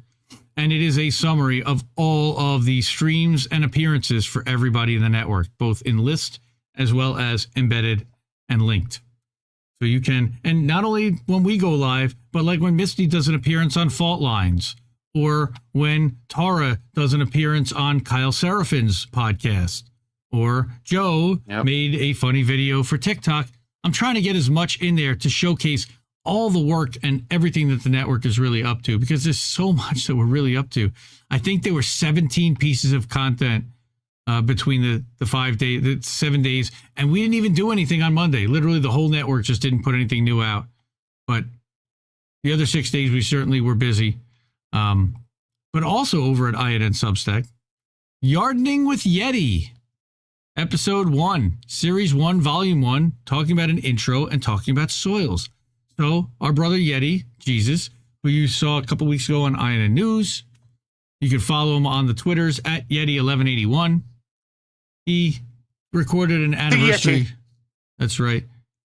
Good Lord, his trousers, it's a Yeti, something like that. I don't think you had all of that. Lord Nelson's trousers, it's a Yeti. That's the one. Oh, that's cool. Yeah, we'll show that at the end. So Yeti wrote an article. He embedded his anniversary video from last November. And then he talks about soil time. So Yeti's been doing gardening in his yard. So what's yardening? Obviously. So different soils, chalk soil. Gardening. Yard gardening. Gardening in your yard. So what's the difference between all these soils with photos? And we're just getting started. So shout out to Yeti. Yeah, Rich Slutsky. Yeah. Well, that's Rich Slutsky. That's our buddy Crying Grim. So we do have Nobody Wants to Work Anymore. Also, Chris Legion was here last week. Chris Legion's article is there. We published the weekly calendar. But I also wanted to shout out Big Mad Crab, who's in the chat. He wrote 2 articles at the end of July that everybody really should see. And I think they kind of flew under the radar. There was a ton happening at the time. There was a lot going on, and it kind of slid under. But this is an actually really, really well-researched piece about how the FBI killed Tupac. He's supposed to be interviewing John Podash soon. I think Tuesday, he said. This week, I believe. So check out. Yeah. Look out for, and I don't know if he's going to be live streaming that or recording it and putting out a edited version. But this is a really long, well-sourced article kind of documenting the research from these other guys, John and Nick, who have put together a ton of footage to determine that they think that the FBI killed Tupac. So Krebs says it's Tuesday, probably airing Thursday, according to Greg. Recording Tuesday, airing probably Thursday. All right. So FBI, open up! Thank you, Kill Your Aggregators. I really appreciate that. That you feel our frustrations watching Nobody Wants to Work Anymore. Great show, but goddamn the nerve of some of these companies. Yes, It's insane. I mean, the hoops that they make people jump through just to be able to submit an application sometimes, some of the ridiculous questions, it can be disheartening and frustrating, and it's a gaslight when they say nobody wants to work anymore. I really feel that way. Because we do. There are tons of people that do want to work. We know this. And they just make it incredibly difficult, on top of the fact that if you saw last week, and we're going to rerun it, I think we're going to rerun episode 4 because we ran it Tuesday afternoon and Friday afternoon at lunchtime, and it didn't really get very many views.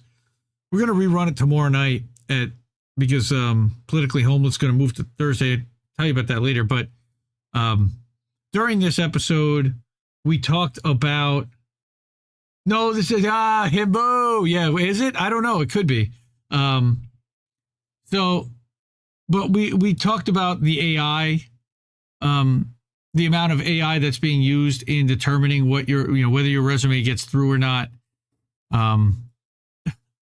Oh my God, that's really funny. Had a job application asked, "How do you like your steak?" It was a car wash.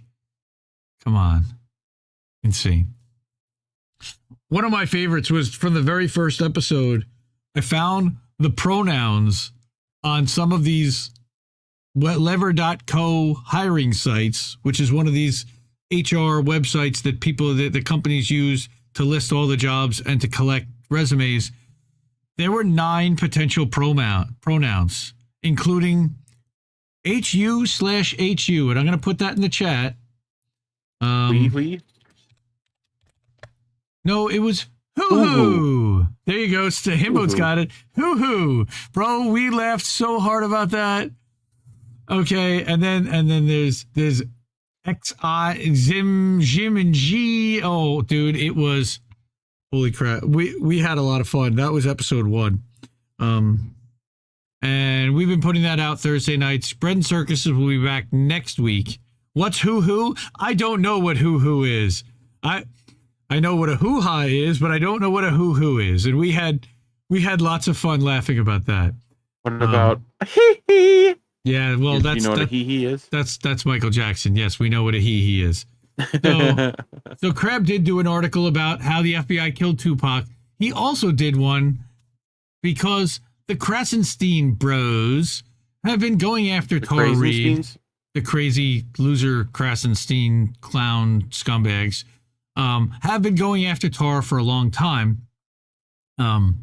So Greg decided that he was going to make an article that kind of summarized, and everybody on Twitter knows what a joke these clowns are, but an article that really brings it all together and shows that they unleashed a campaign of smears and terror against Tara and her family for years, relentlessly spreading lies and harassing her to silence the truth about Joe Biden.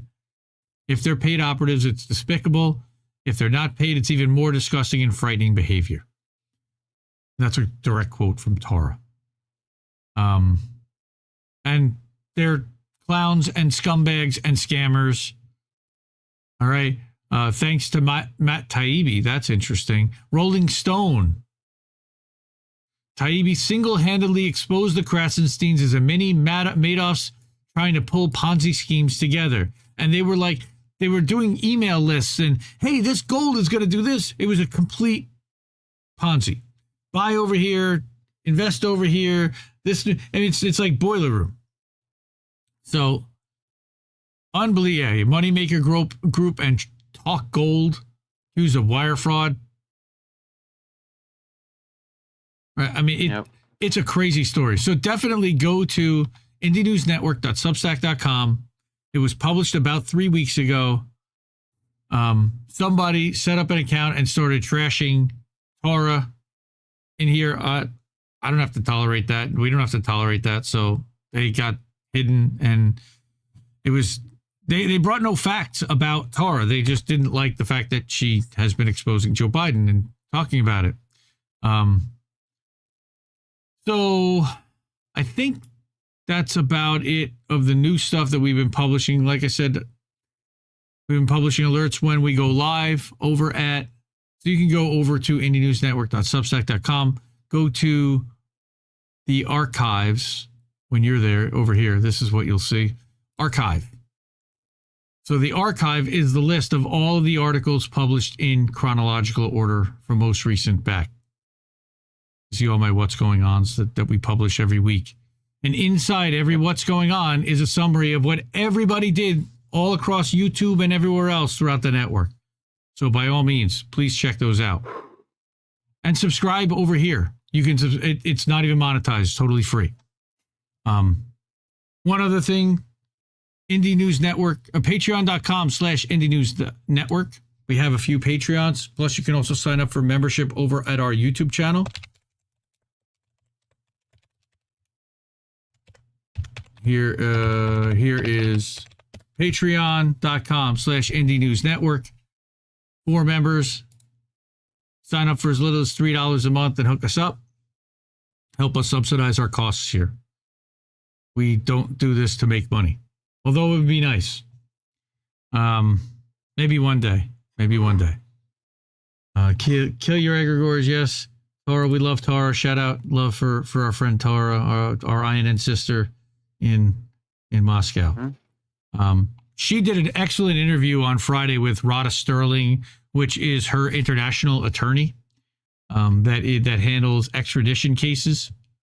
So there are apparently a lot of expats that can't come home for whatever reason. And Rada has been working on trying to get them freed.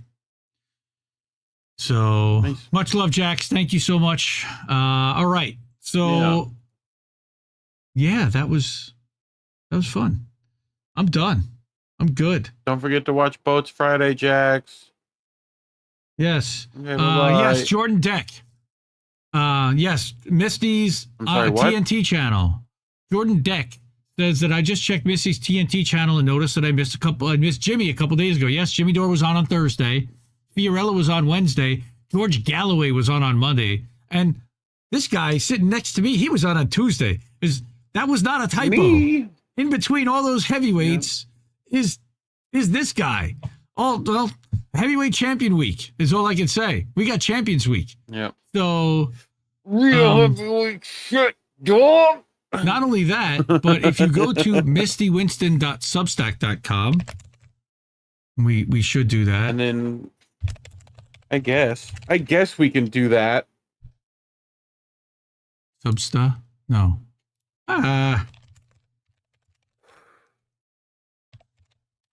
Come on, folks. I can't type. Dude, Mavis teaches typing. What are you doing? No, I have even worse. I have a Stream Deck in front of me where I can type where I can literally have a button to do anything. You bought Mod teaches typing? Is that what you bought? Right? God. So at the top of Misty's Substack, which, hey, I know a guy that actually helps her do this every day. Yeah, that's me. This week I published for her a summary article of all 5 appearances of the week. Now, every day, if you subscribe to her Substack, you'll be able to get an email of who her guest for the day is. She puts that out in the afternoon, who's going to be on at 6 o'clock with a bio and links to listen and links to subscribe and support her guest. Yeah. On top of that, somebody, I think it was this guy, said, hey, why don't you make like a summary for the week? I'm like, yeah, you know what? That's a pretty good idea. Yep. So I did. So here you can listen to George Galloway, Reef, Fiorella, Jimmy Dore, as well as Miles Hunter, who's organizing an action, who's participating in organizing an action for September 2nd, where they're going to protest at every Australian embassy or every town square in support of Julian Assange. So if you click right there, fantastic. That'll actually go to the Substack for that specific day. And you can click here on the orange button in every one of those Substacks to listen back to the replay for that episode. Again, September 2nd, noon to 4, London time, in this case, also in Australia, at your Australian embassy.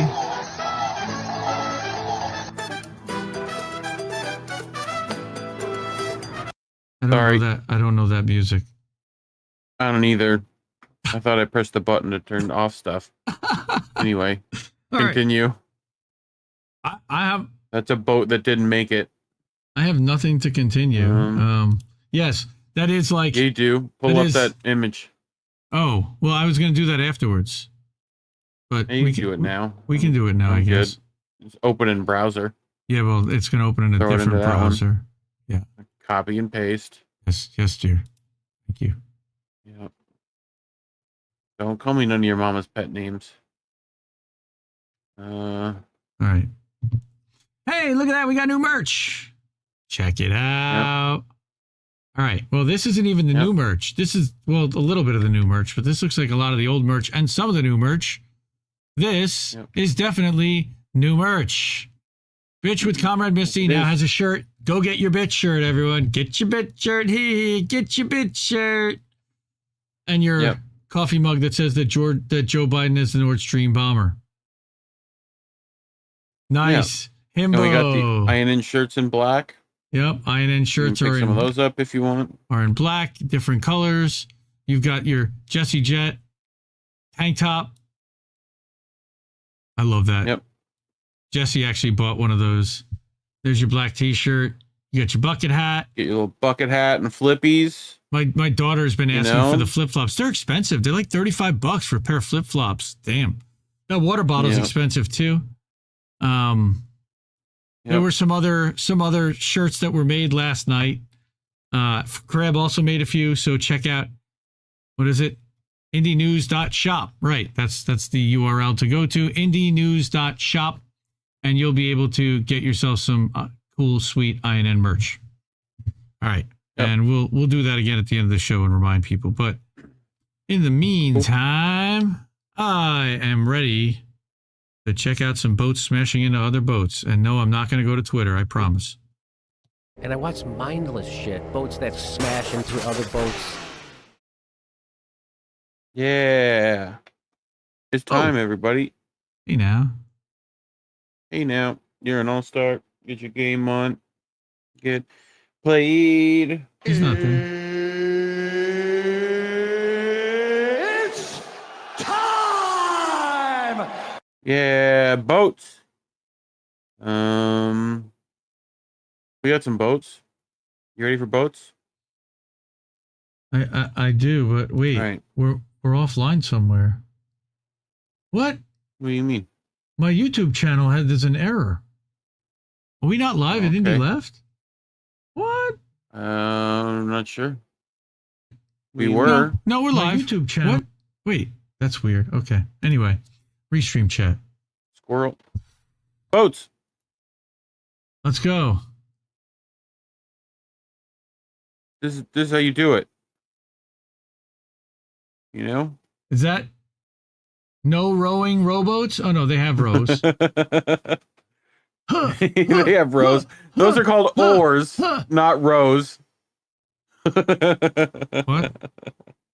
Those are called oars. The things you row with. I'm a little not high. rows. I'm a little high. Don't worry about it, bud. You know, port is left. You'll get it eventually. You know? Okay. Look, more boats. Oh boy. Oh, they're gonna smash into each other. Hey, look, red versus blue. No, they just go at the waterfall. It's the duopoly, folks. No matter red or blue, you end up in the same place. Whee! Someone's doing the no. Yep, Sean from Miller. Fucking Family Guy. Nice. Look, what? There's a boat. What the hell? I got this from CJ today. You know, white people grow up different. As a motherfucker. I ain't gonna lie, all of them ain't crazy. Just like how he just looked at him, and he trying to figure out what do y'all got me doing right now? Like what is this? What is this benefiting me as a right now in my life? What's really going on? You my daddy or somebody? How's he holding on? That's impressive. Yeah. Little baby death grip. Look, more boats.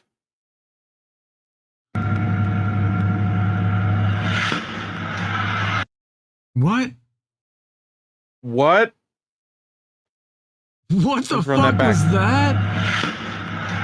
Oh my god! Fucking missile. Yeah, it was. What? One more time. Boom! Yeah. Did it go right You see through what the it? text said? Yes, it's a impact. Yes, the Alibaba yeah. rep sent it to him.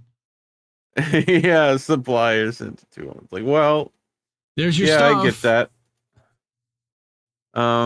After leaving the house on an empty stomach with 5% and 3 hours of sleep, just 3-4 carts at a time. That seems like a good idea. You might die. What else we got?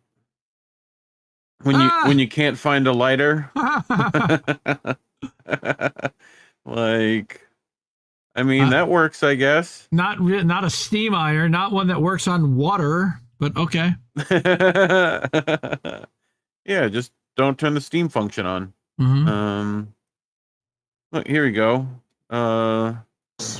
It's hidden in the tires. To put this together, he's going to try to wedge this open, and hopefully these will come out intact. And this is to our advantage, of course. These Like, look at that shit. wedges. Jesus.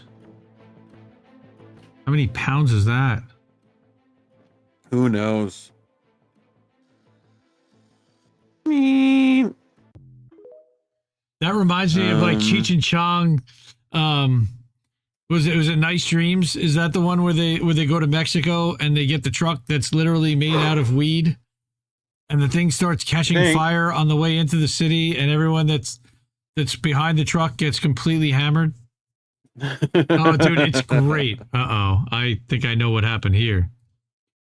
Every stoner's worst nightmare. Is that like one of those little photography film canisters? That's what it looks like. Canisters, maybe. Yeah. My dad keeps his weed in there that's still. an old way of doing My dad that. is such a fucking boomer. That's what happens when you're 82 years old and you still smoke weed. Shout out to my dad for smoking weed at 82. You can put your weed in there. Yeah. Well, no, don't put your weed in there. Yeah. Sir, what are those little bags for? I make tiny peanut butter and jelly sandwiches. You can put your weed in there. Not my weed. I need a bag bigger than that, bro. Moon's fucking massive tonight. What the fuck? Look on his dashboard. Yeah. Look down. Like Bonan.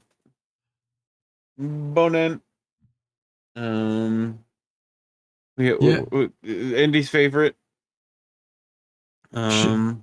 Sean Miller's seen it. Yes, the cop asks, "What do you want?" After pulling him over, that says, "You're gonna finish that hot dog, dude." That's great. Yeah, the motorcycle cop pulls him over, and then he walks. They're driving away. He lets him go. He's like, "I guess you can go." And oh, dude, that's such a great scene. I love that scene. Hamburger. I am the Hamburger Man. Shout out, It's Hamburger Squared. Pee Wee Herman. I'm the Hamburger Man. Ah. Rip. That's just way too much bread and carbs. By the way, Is there such a thing? Guess what Indy had for dinner tonight? Hamburger, Randy. Homemade cheeseburger, Randy. My teeth are turning yellow. Bones replies, "Do you smoke or drink coffee?" I drink it. Yeah. Well, not many people smoke their coffee. So, yeah. I mean, that's a Indy's figuring out that's possible, but, know. No. Huh?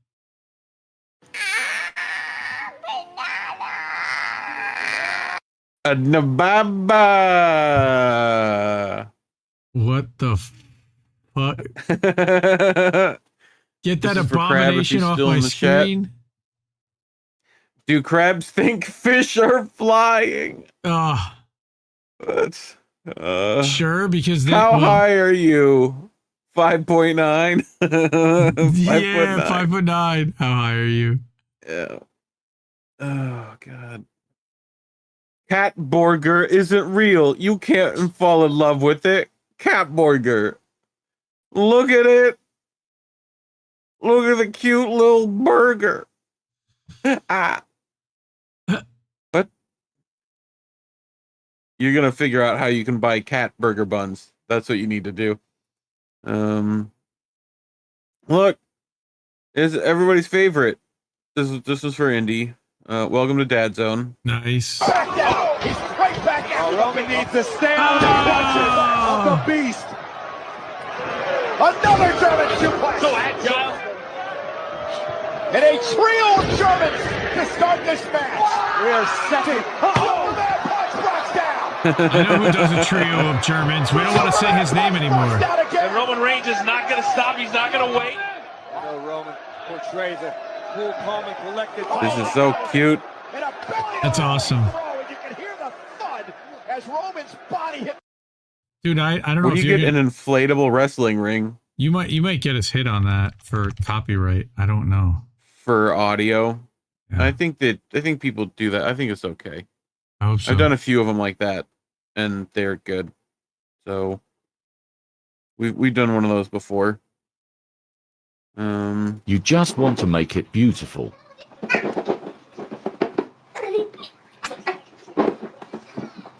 This sped up is wild. Is that a mom? Like, she looks way too young to be that girl's mom. Sorry, maybe I'm old.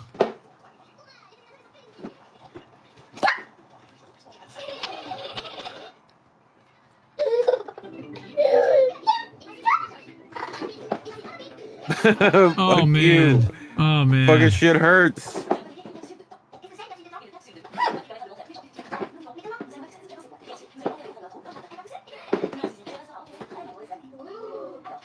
that face is just like fucking hands on hips, you know? Yep. So that's awesome. I love her. She's jumping, she's kicking. Dude, how long you expect her to stay there? We will try again later. Yes, we will try again later because you gotta be kidding me. We'll try again later. We will try again I later. Gave up. That's funny. What else I got? Here you go.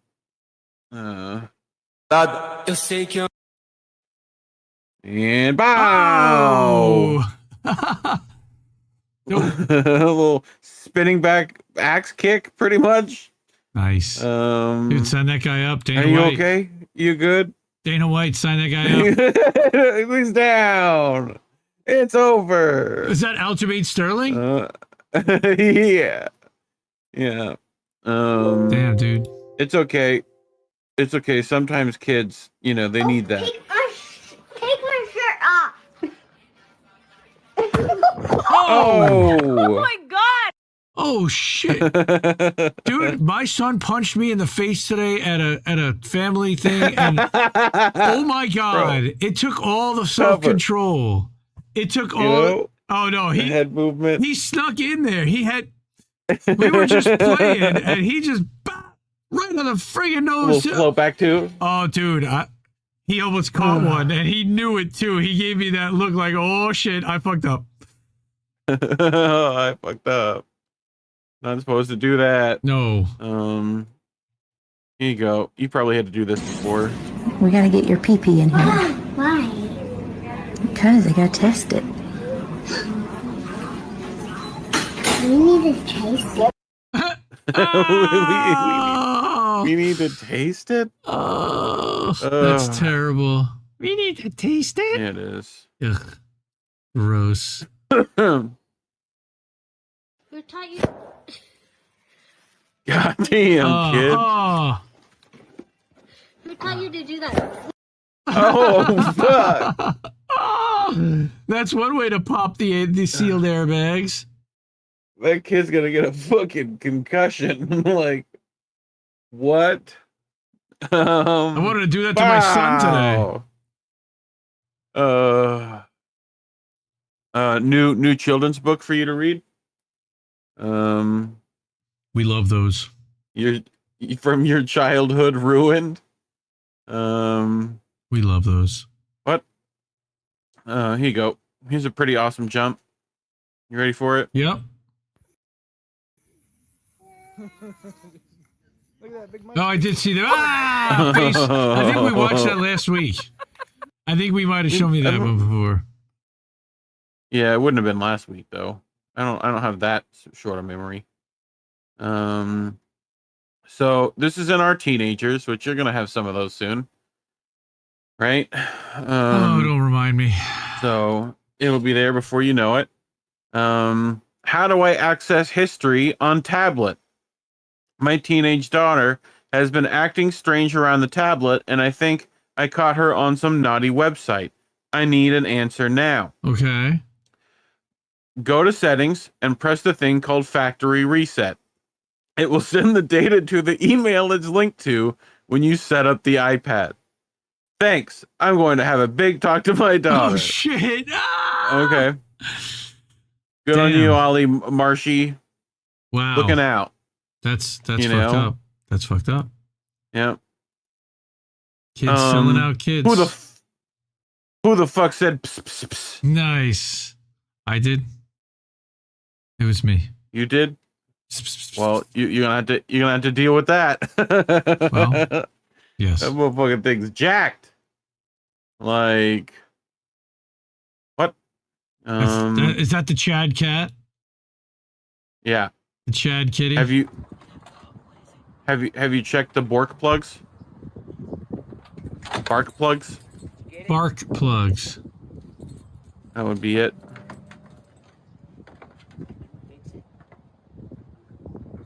Well, I think you're gonna need a new radiator. This is cute. Look, it's Indy. Cheeseburger. I want cheeseburger. Is that the what you do when you want a cheeseburger? No, I actually just drive to Burger King or McDonald's or make one.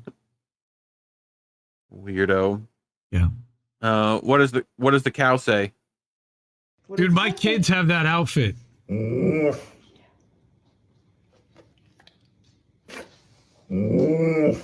good boy. Wow. That's what the cow says. What does the cat say? We wonder quizzically. Meow. Meow. Oh my god. Meow. Meow. Meow. Meow. Meow. Himo's got a funny little kitten in his house making all kinds of funny noises. Yeah, he's got the classic like meow, meow, 14 hours a day. Meow. I love those kitten screams. What floor that? Where you at? Oh. Float like a butterfly, baby. Float like a. Jab, slip, jab. But what you thought? I'll pull up behind you too, boy. Oh. Don't worry, stay right there. I'm gonna line you up. Oh. Gotta get low on him. You feel me? Get low. You feel me? Shoulder roll, baby. Stop playing with me. Time now, boy. Hey, my boy. Hey, we don't get tired over here. Mind tricks. I don't get tired over here, boy. Ball like everything got. Dude, he'll fuck some stuff up. Oh, hit too hard now. Hit too hard now. Fucking, I think we've had that guy voiceover stuff before on the show, and he's fucking great. Is that a dog or is it piranha? Here. Dog Rana. Action. Now, what are you doing? You little rascal. What are you, some kind of piranha? Yeah. Get up there. What are you doing? Yeah. Wow. You're just wrecked. I want one of those. Those are dope. What is that? It's like one of those, like a big floaty yoga mat you put on the water. Wow. Yeah. Here you go. Here's some burbs. I'll give you a little quacker. Come here. There you go. There you go. Don't bite me, please. A few moments later.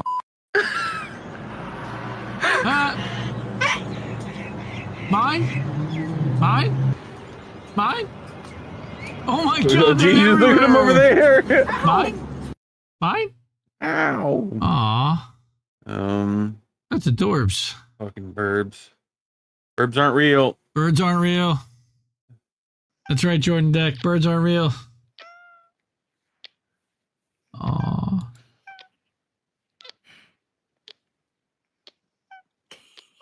What are those noises? Oh, he's just so happy.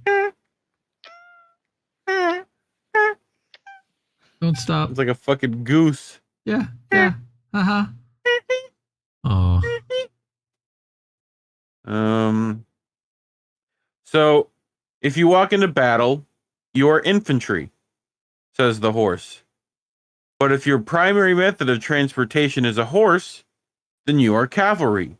My question is, if you and I were in the army, would we be infantry or cavalry? They think for a second. I'm glad we're in the Navy. Me too. Like, what? Cavalry. But what do you name him? What is this fine specimen's name? Don't give a fuck. Don't give a fuck. I feel like he needs like a bone, you know? Like if he seems like Cave Kitty. Grunk want mouse. You know? Okay. Anyway, this is dumb. Here we go.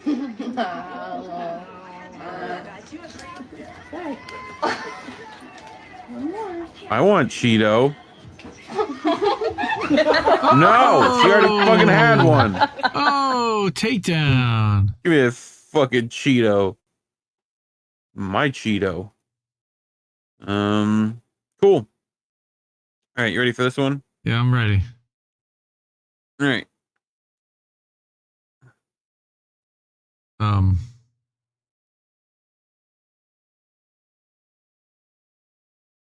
Oh. Oh shit. Ow. Dude, look like what?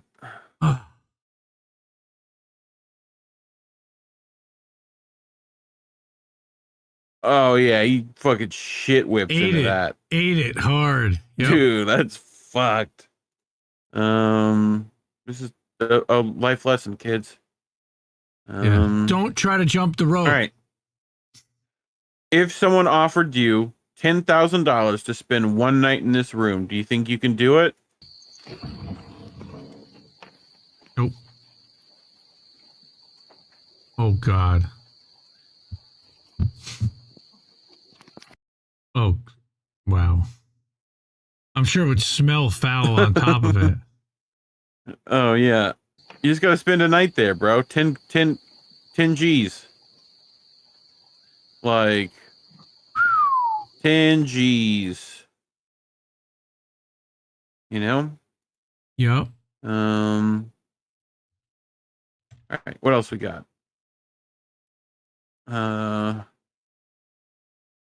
Look, we get super crunchy bread.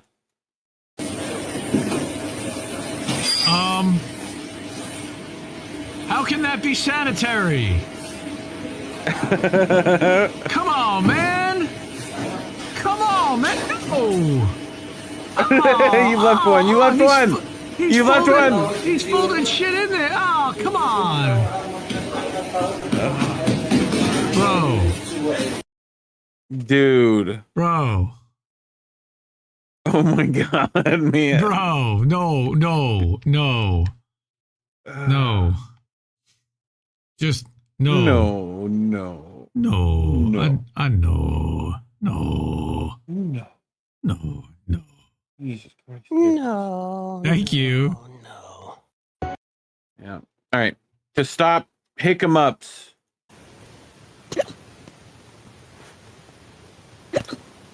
Oh my god. Yeah.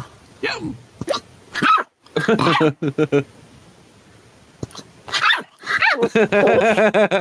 What? What kind of noises bark are those those? hiccups away. Hick-em-ups. They're hick-em-ups.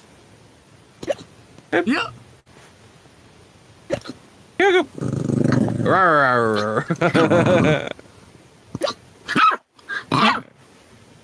I love him. I love him. Even the robots don't want to do their fucking job anymore, bro. Nobody wants to work anymore. It just doesn't give a shit. Nah. meh. Like, what? I think you're gonna have to throw that batch out. Meh.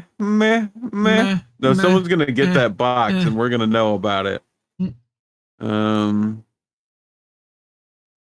right, someone finally did it, Indy. Don't try this at home, kids. Did he drive under it? Yeah,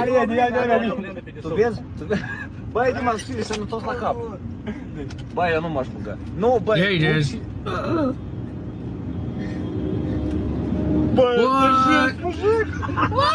They fucking did it! Oh my god, that's awesome.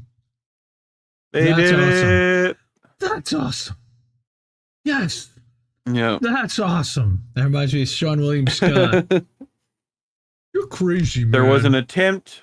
I like you, but to be gay. Crazy, man. So it's just at the club, and then this cute-looking, like slightly femme-looking guy approaches me. We start dancing with each other. He like grabs my butt, and we grind for a bit. And then I turn around, I look at him, and then I like run my hand along his chest, and then I was like, wait a second, these are like tits. And then I was like, what's your name? And then in a really high-pitched woman's voice, this person goes, Tiffany. And I was like, I thought you were a man. And then she was like, I thought you were a lesbian. I don't blame her. And if you think I'm a woman, wait till you see my friend. Wait, what? A lesbian couple? Oh my god. Couple. Oh my That's god. so funny. Dude. That's hilarious. Oh, that's really funny. Oh. All right. We're coming off the top rope. Oh. What could possibly go wrong? Oh! Oh my god. You guys okay? Are you guys okay? No.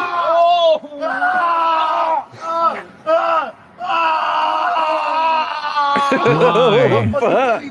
Okay, dude, what's wrong?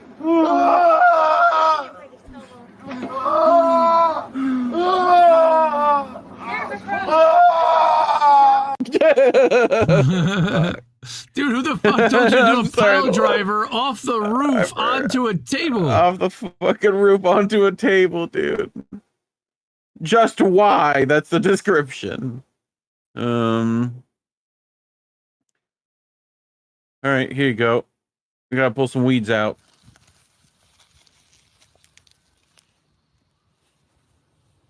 What? Ew. Oh. Come on. Oh. Ew. Dude, how many years was that snake in there? Like probably like not that long. It's not a snake. That's just a. No, I know that, but to have that kind of pack and that kind of mud, ugh, it's pooping. root bound like Sean, that. that's right. That's gross. Oh, Yep. mastermind now I have to poop. Oh, that's so foul, bro. All right, here you go. This is just fucking wild, dude. French fried with a shit pizza. Nice. So this man has tied a hammock under a moving semi-truck. Oh my god. Like, sure, bro, one speed bump at the wrong speed, you're gonna be, yeah. How about a rock? Right?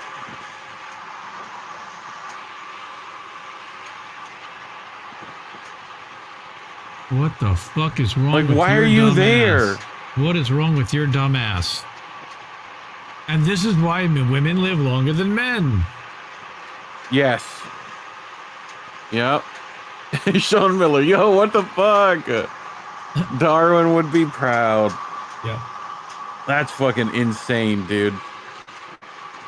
Like, I don't even know what to say to that.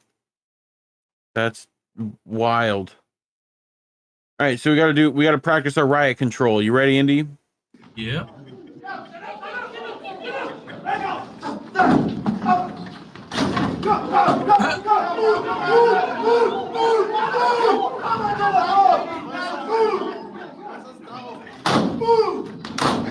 Nice.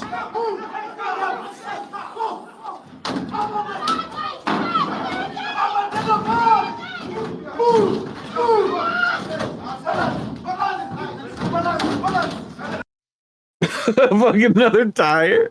Wow. Those fucking tires getting fucking. That's got some fucking meat on them, bro. I like it. I like it. Keep Keep throwing tires at cops. Yes, keep doing that. yeah. Keep doing that. I think you could understand what might happen here. Jocelyn, be careful. There's a sharp curve coming up. Hold on to the water.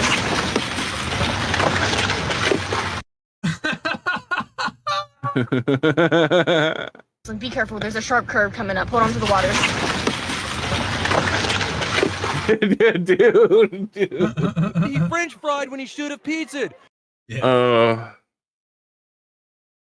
That's very funny. The last one was also funny, but that one's good. All right, you ready? You ready for fucking racing? What's racing, Indy? Woo! You better know what racing is.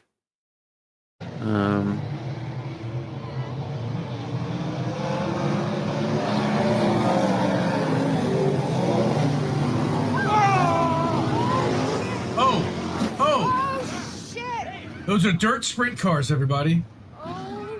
Yeah. Shit. They definitely sprinted.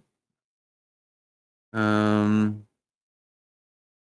basically like when they should you have. basically strap yourself to an engine and drive around a track. Yeah, it's a super souped up go-kart. Bro, that's insane. Those things are insane. Here's for the sussy ladies out there who want to be part of the yellow vest movement. You know? I know a few people like seeing that. Yeah, me too. Reflective tape and all. Appreciate it. I know, right? Yeah, I feel like that's OSHA should be okay with this on the job. But anyway, this guy is going to tell you what he's going to do. I'm scooting across the entire state of New York. The trip is around 330 miles, so I got on my way as soon as I could. With 12 stops on the schedule, the first one flew by. But right before the second, my legs are absolutely killing me, and I'm not even at the second stop yet. Of course that didn't stop me. At the second stop, I replenished myself and headed to the next stop. Uh-oh. Why did it freeze no, there? No, right there. I'm like, why? Oh, I can see what's about to happen too. I'm scooting across 19 seconds, yeah. What? Stop, yeah. Of course that didn't stop me. At the second stop, I replenished. This is now it's not going to work, right? Oh my god! All right, we just got to watch the whole thing. Hold on. We got it.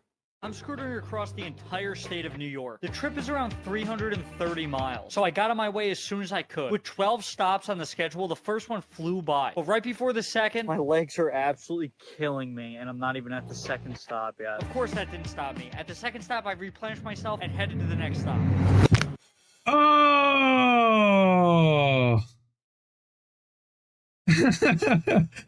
Crunch, crunch, crunch.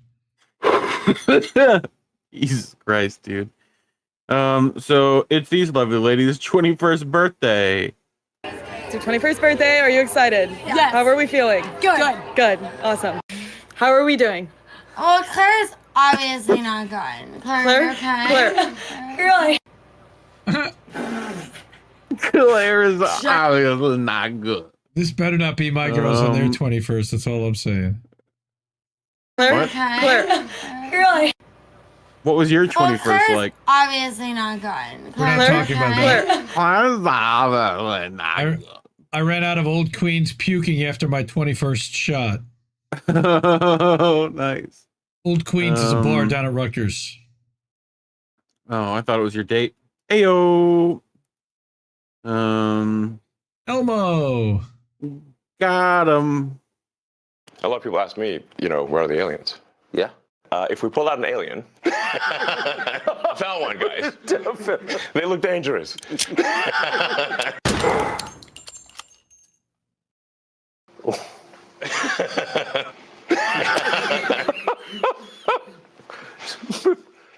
Why would you do that? I'm like Terminator. I will hunt down all the aliens and kill them. It's a danger to the public. It's scary. The invasion fleet could be arriving any minute. Who knows? What? Yeah, don't worry about it. I think that's Tuk Tuk too. Poor little Tuk Tuk. Oh my goodness. Here you go. Shake it off, bro. Oh, I'm like.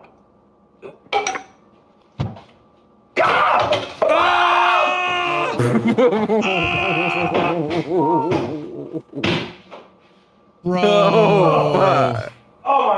Dude.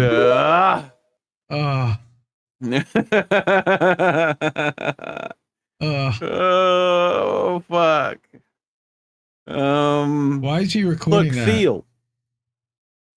I don't know. He's teaching you how to make fucking third-degree burns.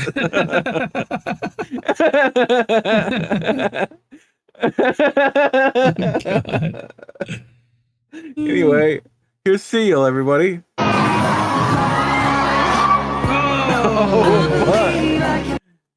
believe I can fly. Oh, somebody use I believe I can fly. I would have used a off the top rope. Oh, off the top rope. Avodoom. What about $10,000 in this room, huh? Little family meeting over here. Excuse me. Let me get a couple of y'all. Oh my goodness, where y'all going? What the fuck? Why are you picking them up? Put them back down.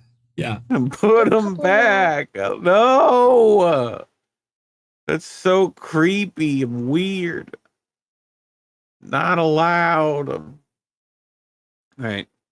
Here you go. We got to get this fucking wheelchair out of the ground, I guess. Oh, no. He's trying to help. That's what he's trying to do. He's stump grind. Yeah, you call me stump guy.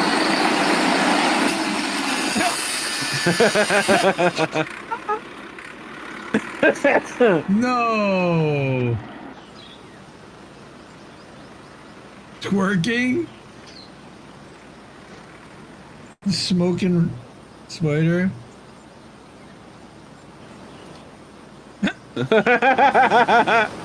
Squirrel.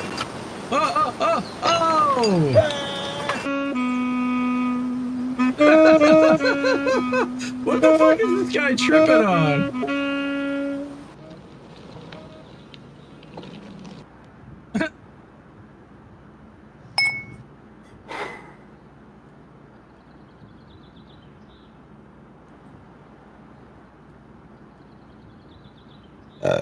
Excuse me.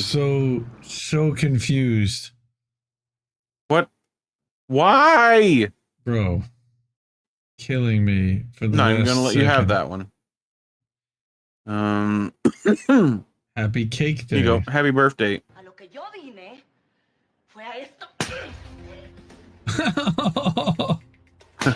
Oh fuck. A esto.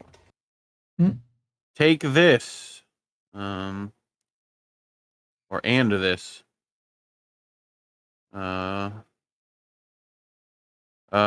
This is called I Think He's Okay. É, natureza de Deus, eu te falar. Ó, céu limpinho, ali já começa. Céu limpo, tá Brazil? de sol. Agora olha pra você Again? ver como é que tá o amendoim. Ah, amendoim, velho, olha. Jacaré. Lightning? Yeah. Whoa, that's what you said. Whoa. Whoa. Whoa.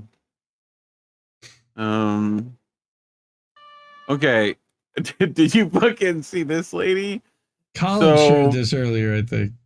Jan Svalstok, candidate on Polish Liberal Party PO election, makes statement on Russia.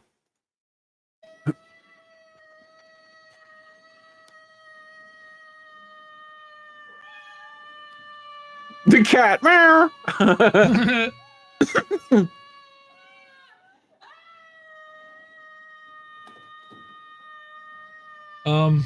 Is that an official statement? Yeah. Oh, we got another one. She like runs out of breath. Tequila. Wow. What? That, yeah. What? Yep. Bro fucked around and came really close to finding out. Ow, ow, ow, ow, ow, ow, ow, ow. Oh. Oh! Oh my god. Dude, he almost had his head flattened. Dude. His wife's been waiting for that opportunity. There you go. Motherfucking golf.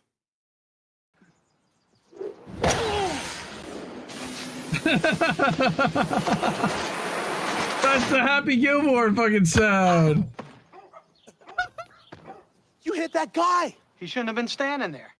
That's the Happy Gilmore. Yes, it is. Yep. The fact that you know what that is hilarious. And can pick that up just at that first sound. You know? Well, there's no other sound that's ever quite sounded like that. Indy, there is hope for you. There is a McDonald's on Mount fucking Everest. It was closed though. It was closed. Imagine you get all the way up there and it's closed. Dude, I hope one day. I hope one day you decide I'm going to go to the McDonald's on Everest. I don't even think you need to climb the whole thing. I think you just need to get to the McDonald's. That's make it back down. Mission accomplished. Yep. I love that so much. That fucking capitalism, baby. Capitalism. I was applying for the American visa and they kept asking me useless questions. They asked me, have you ever been involved in any terrorist activities? I come from a village in Zimbabwe. We don't know anything about terrorism. For example, when I was in my village, the police announced that there was a bomb at our post office. Still, whole village ran to see the bomb. Like, where's the bomb? We're taking photos of the bomb. Oh my God! It's so bad, the bomb was stolen, guys. We are still looking for the bomb, guys. Learn more, Jonasi, dude. Very funny. I want to bring you on. Dude, that's hilarious, bro. Dude, get on Kill Tony. That was outstanding. Get on INN News, bro. We got you, fam. Get him on Kill Tony. That's okay, we got a little another dose of comedy. We have Ariel _comedy. Go check her out. I have an IUD, and this is when I I'm of IUD heads. If you don't know IUD, it's birth control. It goes in you, and then it gets you through 2 administrations. It's really great. And I went to the doctor. She put in this IUD, and as she was putting it in, she was like, "Hey, just so you're aware, you actually have a very narrow canal. And it's so narrow that we almost couldn't do this procedure." And I was like, Stop.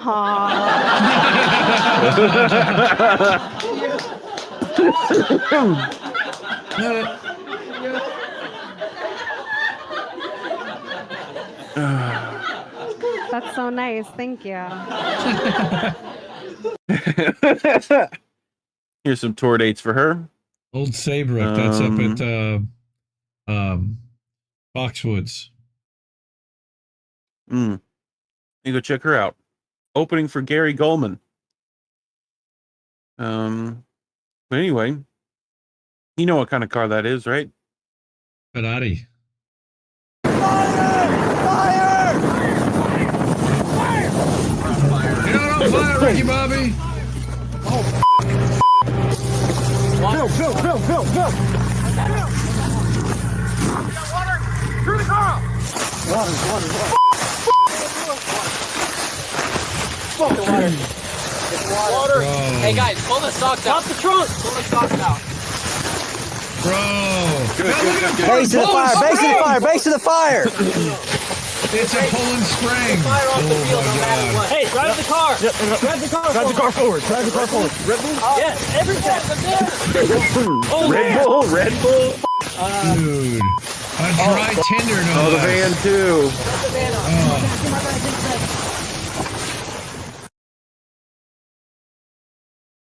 Well, yeah. Don't drive on dry grass. Tom Cruise using witchcraft on me to get the fire off me! Mr. Bobby, come on down here. Have a bad time. Help me, Jesus! Gonna have a bad time. Help me, Jewish God! Help me, Allah! Ah! Help me, Tom Cruise! That's what I would be yelling. Help me, Tom Cruise is definitely what I would be yelling. Help me, Tom Cruise. Help me, Oprah Winfrey! No, I definitely would not be yelling We that only this got- week. I don't let. Well, residents of Lahaina are not yelling. Help me, Oprah Winfrey! Definitely not. Well, you know how we end things here. Boy. So, yeah. Oh. What were you cooking, honey? Some fire She shit. blew out the whole wall. No, that fire was Yep. behind the wall. That was not. Yeah, no, it's water in the. You got a chimney back there. It was like a classic wood-fired thing. This isn't. Oh my God. This is 500 Roman candles lit at the same time. Again, All right, ready? why women live longer than men? And 5 seconds from top to bottom. That's attached to his dick. Where else would he be attached? Not his dick. That's it. Nothing bad happened with that. So, oh, this is in L.A. This is the L.A. Metro. Oh, dude. Right now, I was just seeing some like footage L.A. of Metro's just flooding. I was just seeing footage of Compton. Oh my God. It's really bad. Shout out to Compton J. I hope you're safe. You and City your of family. Compton. Shout out to you and your family, man. I hope, I just pray everybody's okay out there. It Shout looks out to real Inglewood. bad. Compton, fucking- Long Beach, Inglewood, the South Central You to know. the West. I'm not going there. The what's the checkers on the corner of fucking was it a Rallies? It's a Rallies. One of them. Yeah. Here you go. You're just driving along one day. What? Hey now. And just fucking plane explosion. Go through a tunnel of Like- flames? Sure. Oh my God. Sure. All right. Here we go. Here's an average Russian dash cam.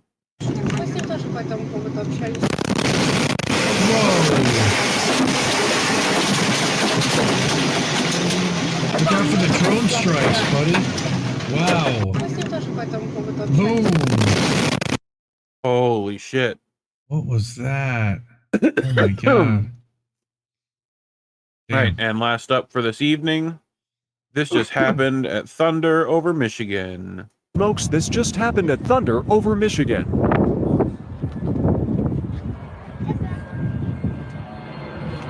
What?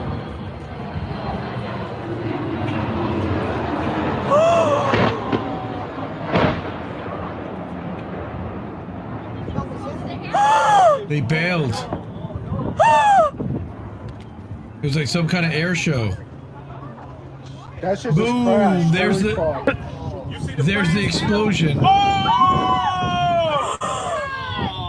my god! Oh yeah, get him, puppers. I'm waiting for the shockwave to hit him. I don't think it might not get that far. Look, damn, boat. Look, boats. That's very funny. Oh, that's boats, everybody. All right. Well, that was fun. Did she just come? Oh my God, Dr. Nick, that's wrong. Bro, that's wrong. All right.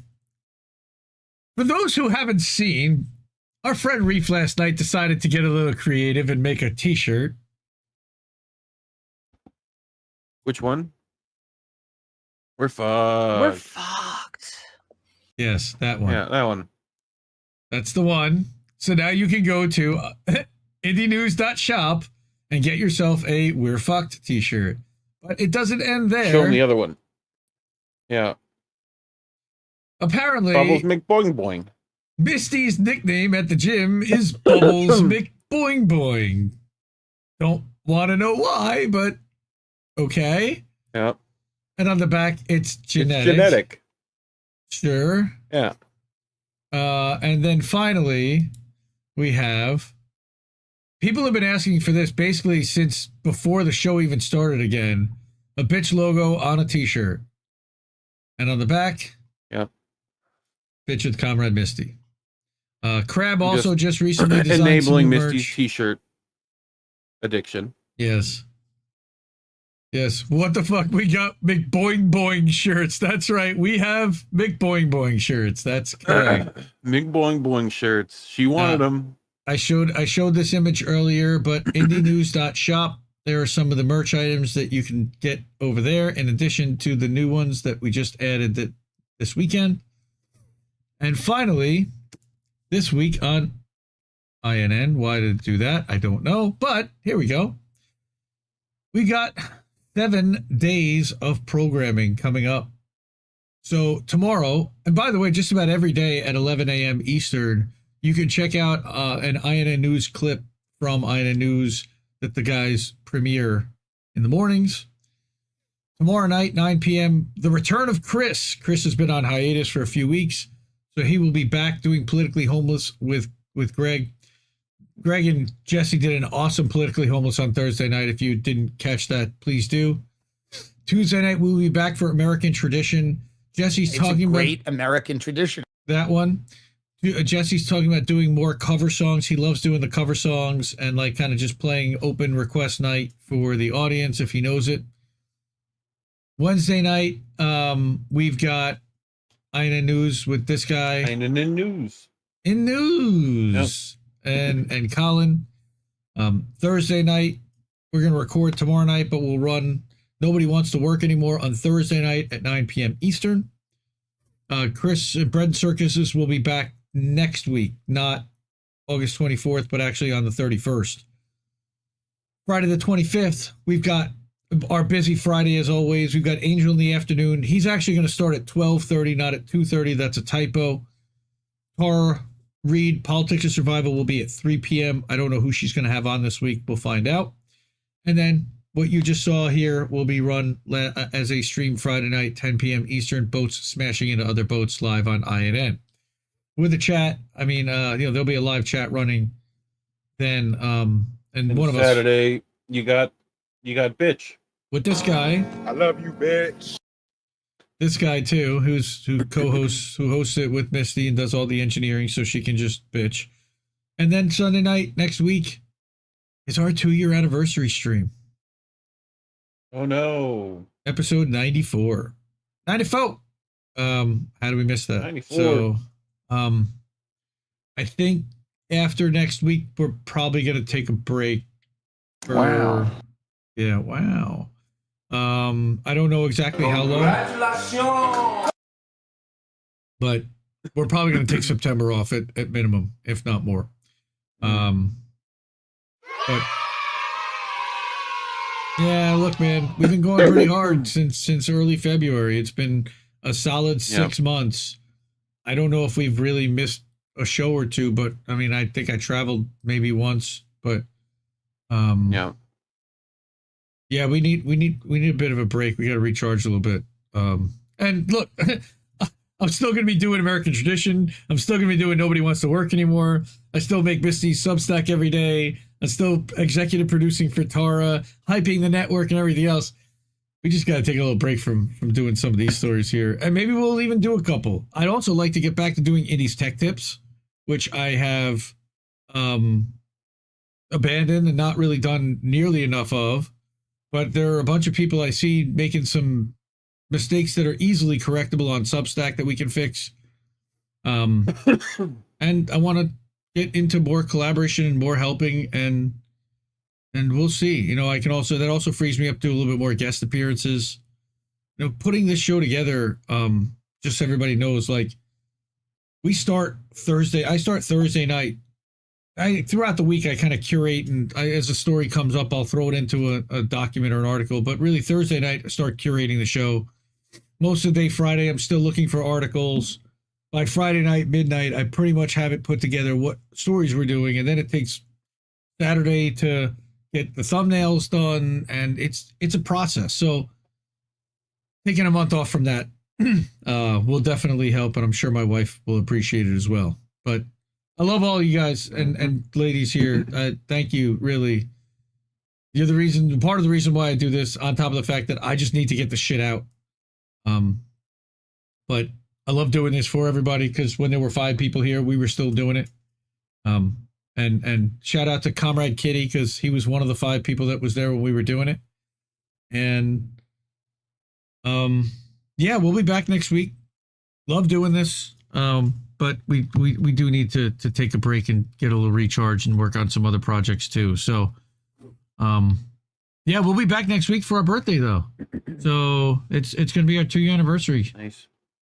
So I'm going to say again to keep questioning everybody's motivations, everybody, and we will see you next Sunday, but tune in every night to INN. And keep listening to what little birds have to tell you. Good night, everyone. Mwah. Ciao, baby. Look at that. Indie News Network, collaborative family of independent content creators. Co-hosted normally by me, Indie. I'm founder and editor of Indie Left News and Indie Media Today. I got Reef Reland sitting next to me. At Kennedy News. Is Andrew Rivera on The Handsome Cynic? It's Politics and Survival. My name is Jett. It's American Tradition. What's up, Space Monkeys? Welcome to Political Fight Club. I'm Robert Durden. I mostly make art for INN. Big Man Crab Joe. Keep up those great videos. Hey guys, it's Yeti. Coming at you. Hello, my name is Misty from Blue Moon Red Wine. This is Chris Legion.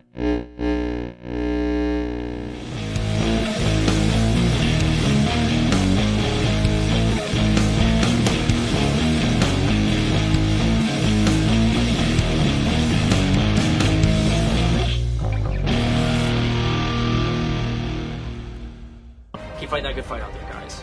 I'll talk to you later. Who are these people? I think I liked it better being blind, when I couldn't read between the lines, and when I couldn't see the cracks in the structure that lay bare before me the whole time. I think I liked it better back when I suspended disbelief and swallowed pride. I thought I knew the difference in the red from the blue, but they both bleed us so dry. They both bleed us so dry. My favorite songs don't hit the same way. I get to the end of a 4-minute track and I'm only looking back thinking, what did they actually